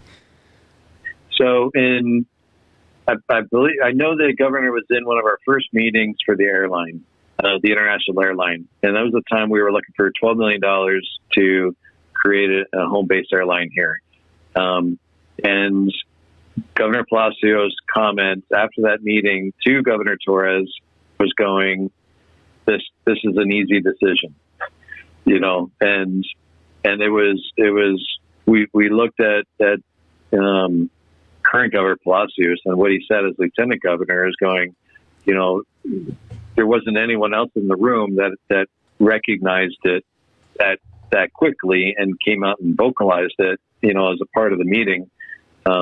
And so I do believe the governor, you know, gets it and sees, at least he did back then. You know, and so I hope and I pray that he still does. Well, I don't know what could have changed other than the CNMI's financial situation, because that's something that we're all kind of coming to grips with in the past few months. You know, trying to figure that out. But again, from what you're saying, it sounds like it makes, you know, perfectly good sense. And it's just a matter of getting your foot back in the door and being able to have that time with the administration to share all this kind of stuff with them. Yeah. Yeah, and I'm sure there's a bunch of others in the community out there that have their head in their desire in the right place. That you get a group of people together that have a common desire, and that desire isn't to just have their pockets, but to go do the right thing. And it's amazing what people can do when you have a common goal. And I think right now we're not there. I hope that we can get there as a community, as well as shoot as an airline, with the government. So, but I guess time will tell. So from my side, I don't see the doom and gloom. I see just remarkable opportunities out there for the CNMI, and and I think anybody that would say anything other than that, or I think they're crazy or they don't see it. And I would love to be able to sit down and even talk to them and show them. So we'll see. It's going to be interesting. I think this is probably one of the biggest first tests in my mind. Of course, I'm involved in this airline, but I do think it's going to be one of the biggest tests of this administration. How do they solve this? And do you solve it, or do you let it go? And I think that could be a real telling, mark for where, the next years go. So, especially when on our side, we're here and we want to figure it out, and so it's not like we're drawing lines in the sand or anything else saying, we will only do this or we'll only do that or anything else. We want to figure it out. So what if you were to try to tie it up and nicely with a bow? What's the best case scenario for you guys where you're going to be able to you'll be able to stay in operation here. You'll still be able to be an airline here, and you'll also be able to have some kind of a conversation that you might have to alter some of the agreement that you have already that got terminated because based on that financial situation. Like what can make it all work? What I think would work is if we can get paid, let's say half of what we're owed at this point. Just get us some money and work with us over the next month to go get things sorted out. I think working through any kind of revised deals or terms or whatever else, how this goes, I would even go and say we're at a point where we could go and pull something together that focuses both international as well as inter-island. So it could go into a much broader, bigger picture of things. I don't know, but I look at it and go, we get some money brought in, that we'll keep going with services. Take let's say the next 30 days, work through how we get there. What does that mean? Where does it go? It's a really a small investment at this point to keep things going, and then we move forward in good faith to go figure out how we do it. So, when you say half of what you're owed, what is that right now? As of the end of January, it was like $819,000. As the end of February, it's probably around $1 million. Okay. So it's significant, but it's not massive. We're not asking millions or anything else, but we need to get paid some money. So you need someone to open the door and let you in and have that kind of a conversation. Yes. Yep. And and I look at it and go, we go figure this out. We're going to be there with this administration to go and help figure out how do we do it. And it's not me trying to go and line pockets. I got enough work in Guam that, I don't care about that side. I want to go and say, how do we do something amazing here and for the CNMI, And if we can get to the table and we can start talking through the real questions, the right questions are not being asked at this point. You know, I'm not meaning by you. I'm meaning by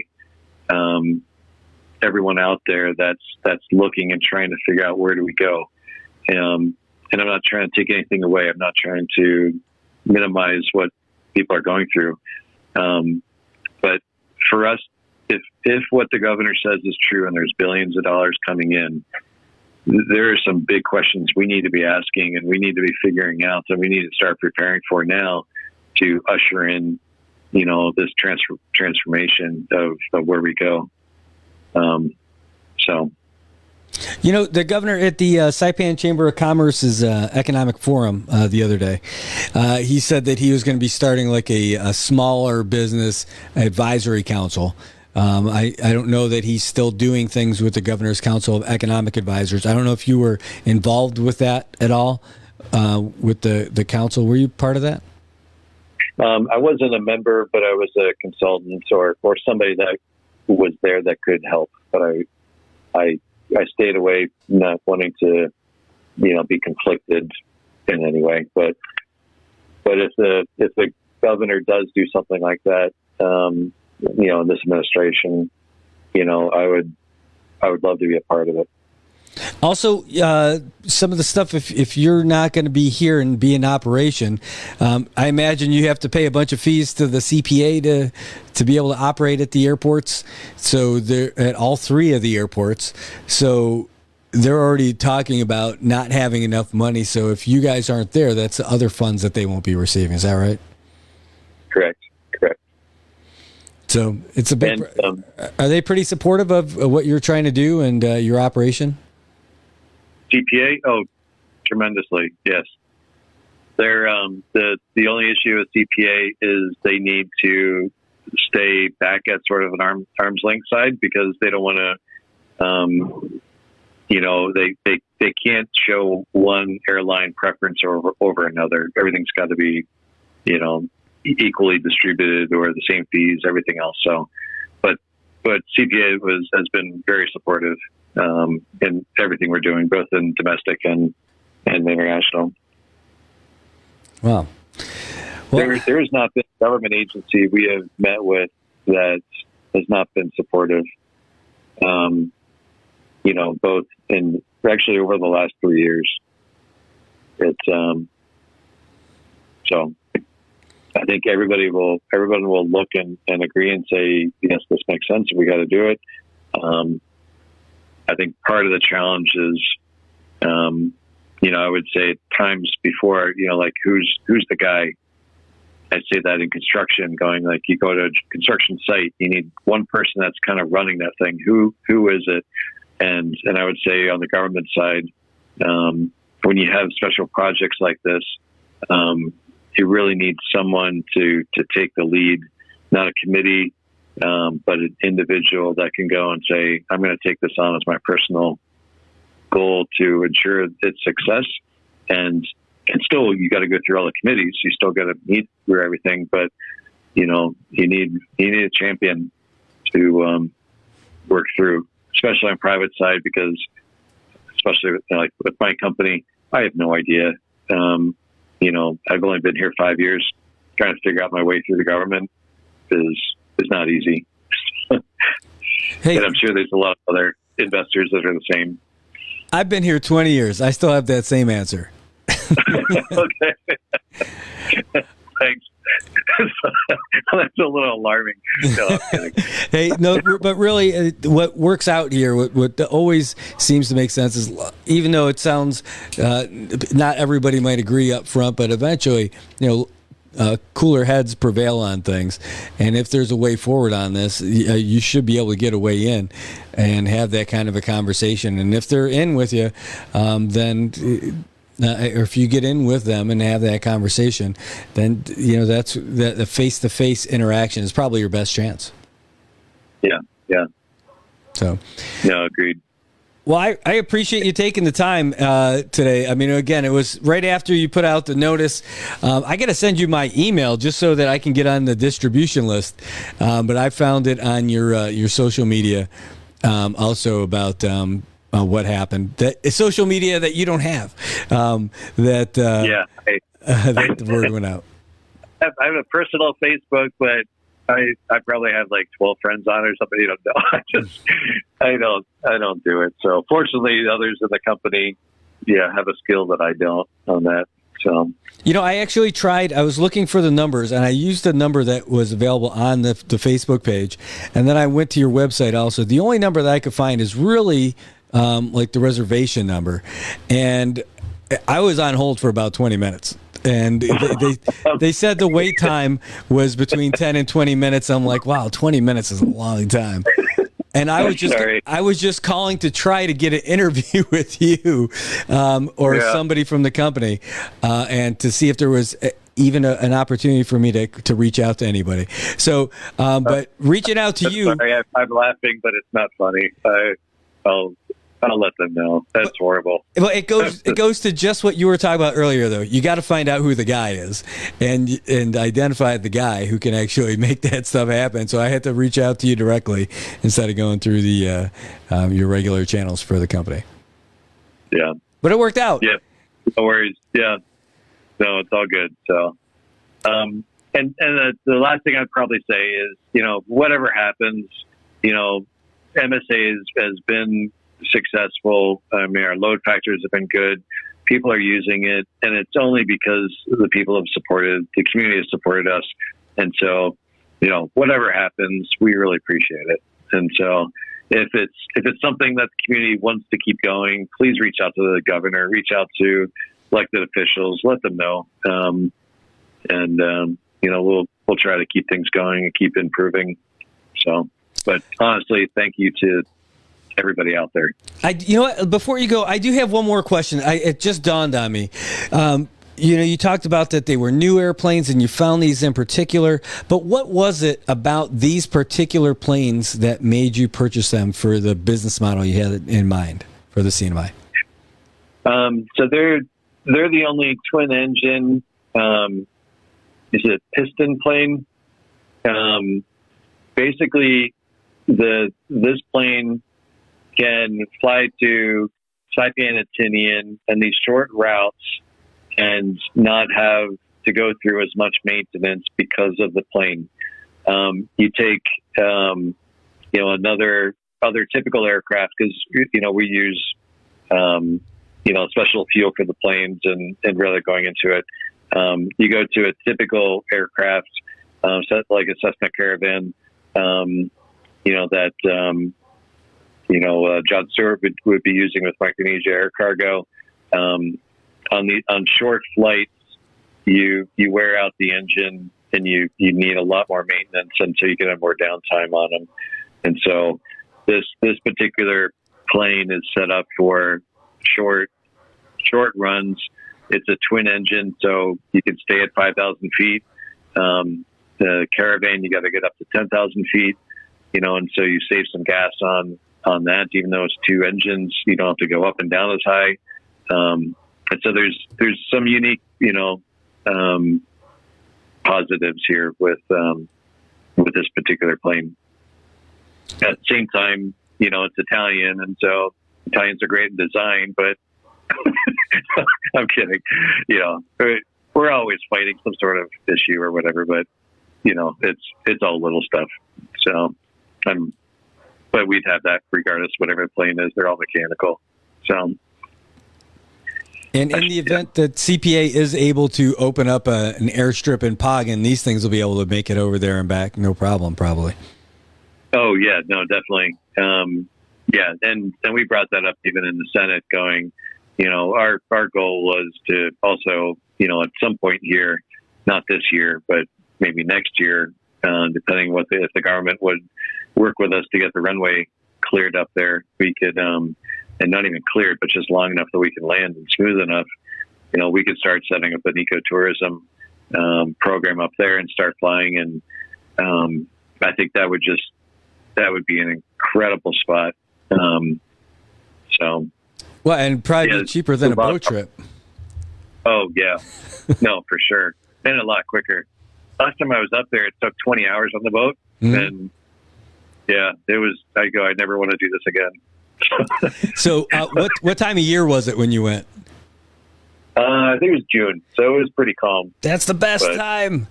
Yeah. But it's a lot of time. It's a lot. I've done the trip twice. I've done it when it was glass, and I did it when it was definitely not glass. And that the glass was my first trip. I'm like, boy, I can't wait to go back again. 4 hours into my second trip, I'm like, I think I made a mistake. I'm really glad I went, but it was a very rough trip going there. I don't really have sea legs. So, hey, when you looked at that, you must have looked at the airstrip while you were there. What do you think? I mean, there's a lot of rock that needs to be moved for that thing. Actually, probably less than we actually think. Because we could figure out get a plane that can do a short takeoff and landing. It's more of getting the runway grazed and clear, so when you land, you don't blow out any tires. So there's, it can happen. So, and we would want to figure out a way. We would figure out a way. Well, if you flew up there, I mean, like, what kind of fuel reserves would you have? I mean, would you have to have fuel there waiting for you when you got there to get back, or how big are the tanks on those planes? Like, you got enough to do round trip and then a little extra? Yeah, I think there's enough for round trip. And worst case, you carry some fuel inside. So maybe you don't have to fill up the plane with passengers, but. The plane could definitely get up there and back and meet all FAA regs and everything else. So, and you could also go and, there's different planes too that may be more suited for, a grass runway or pozzolan runway. But, and so as a part of it, we would be looking and trying to figure out the Tectum definitely can do it. We may not want to throw a new plane up there. We might want to go and get another plane for specifically that route. Mm-hmm. It's more set up for kind of like a bush pilot type thing, and has a shorter takeoff and run and landing. But it would certainly be fun to figure out. I would think it'd be fun to see how you get the equipment up there to start clearing over there. I mean, I guess you'd have to bring that Pacific Marine to bring some something to clear stuff. And I'm telling you, all that rock. I was talking with, I went up there with the Marine Corps in 2017, and he was talking about like million tons of rock you got to move to really make that serviceable. But he's probably looking at a different type of aircraft, probably. Right. And then where do you put it after you clear it? Do you have to go through all kinds of hoops with EPA for replacing all that lava rock? So I don't know, but it would be interesting. Yeah, no, exactly. And it, I think it would be actually epic. I mean, so many locals here have not been up there. I feel really, lucky to been able to, go and visit Hagen, but so many haven't been there. And you open up air service, and you get your ticket prices down. I mean, it could be incredible. Well, maybe that's your Hail Mary on this one. Is you make one of those flights and see if you can pull it off. You probably don't want to risk it. We brought our first plane in last August, and we had a pilot here, and he and I were taking some test flights around. And if he would have gotten off in an afternoon and we didn't have to go do some training, we were just going to go and take the plane up, and so we didn't make it, but we sure tried. So if that window opens up again, you've got the number, and let me know. This would be something to document for sure. This would be great. Yes. All right. Well, hey, I kept you for a little over an hour already. It's happy hour on Friday, and I got to go and wrestle up some kiddos and do some stuff with them. So thanks so much, really, for your time and for sharing your side of this. Because again, before this, we didn't get to hear it directly from Marianas Southern. We just got that real quick post on Facebook afterwards that'll probably make it to the papers on Monday. And having you on. People are going to be able to see this today, and they're going to be able to watch this over the weekend and pass this around. So thanks for getting your side out there. And if new things are happening, if you've got any new developments, please let us know. Okay, will do, Brad. Thank you so much, and I appreciate the time as well. And for reaching out to us. All right, well, take care. Have a great weekend. You too. Thanks so much. Thanks. Okay. All right, that was the president of Marianas Southern Airways, Keith Stewart, who was on with us for the past hour. All right, and so giving us an update on his take on it. I mean, really, here, let's flip back over. That was reaching all the way back to last year when we had Keith Stewart on from Marianas Southern Airways. And that's a little bit of history, and holy cow, we didn't just go an extra hour. It's almost 11 o'clock. Well, I thought it was worth putting on there for you. What we'll end up doing, we'll make that as a separate post that we'll put up there for you as well, so you guys can check it out later. But holy smokes, good thing I messaged the guys down the road saying, hey, I was going to be down there late because the show's running late. I just didn't realize we were going to go quite so late. So, all right, guys. Well, anyway, great to see you. Thanks for tuning in today for all of this. But we're going to have to go. I mean, it's almost 11 o'clock. I mean, I could have given you guys even more updates from the Associated Press. Thanks for hanging in there. Thanks to all you guys watching on YouTube, by the way. You're like the underappreciated guys. We don't talk about your comments as much. I got them all on here, though. And you guys are just blowing it away. Bula views on Facebook. I mean, like, we got a lot on Facebook, but we got a lot on YouTube today too. So thanks everyone for tuning in. If you haven't already, by the way, subscribe to us on YouTube, please do. NMI News 670. Thanks for tuning in. Thanks for watching. We're going to get out of here today. If you've got any other questions, got a lot of questions that did come in through the messaging also that we'll be able to address later. So thanks, guys. Thanks for being here. We'll see you tomorrow morning at 7 o'clock-ish. On Good Morning Marianas. It's great to have you guys here. Wouldn't be able to do it without you. Have a great day. Good morning, Marianas. So many things we gotta discuss. Happy day, Tirawamian greetings to Rhoda, Guam, Saipan, and Tinian. For all your island news from a beautiful place with Pacific views. It's always so much fun on Good Morning Marianas.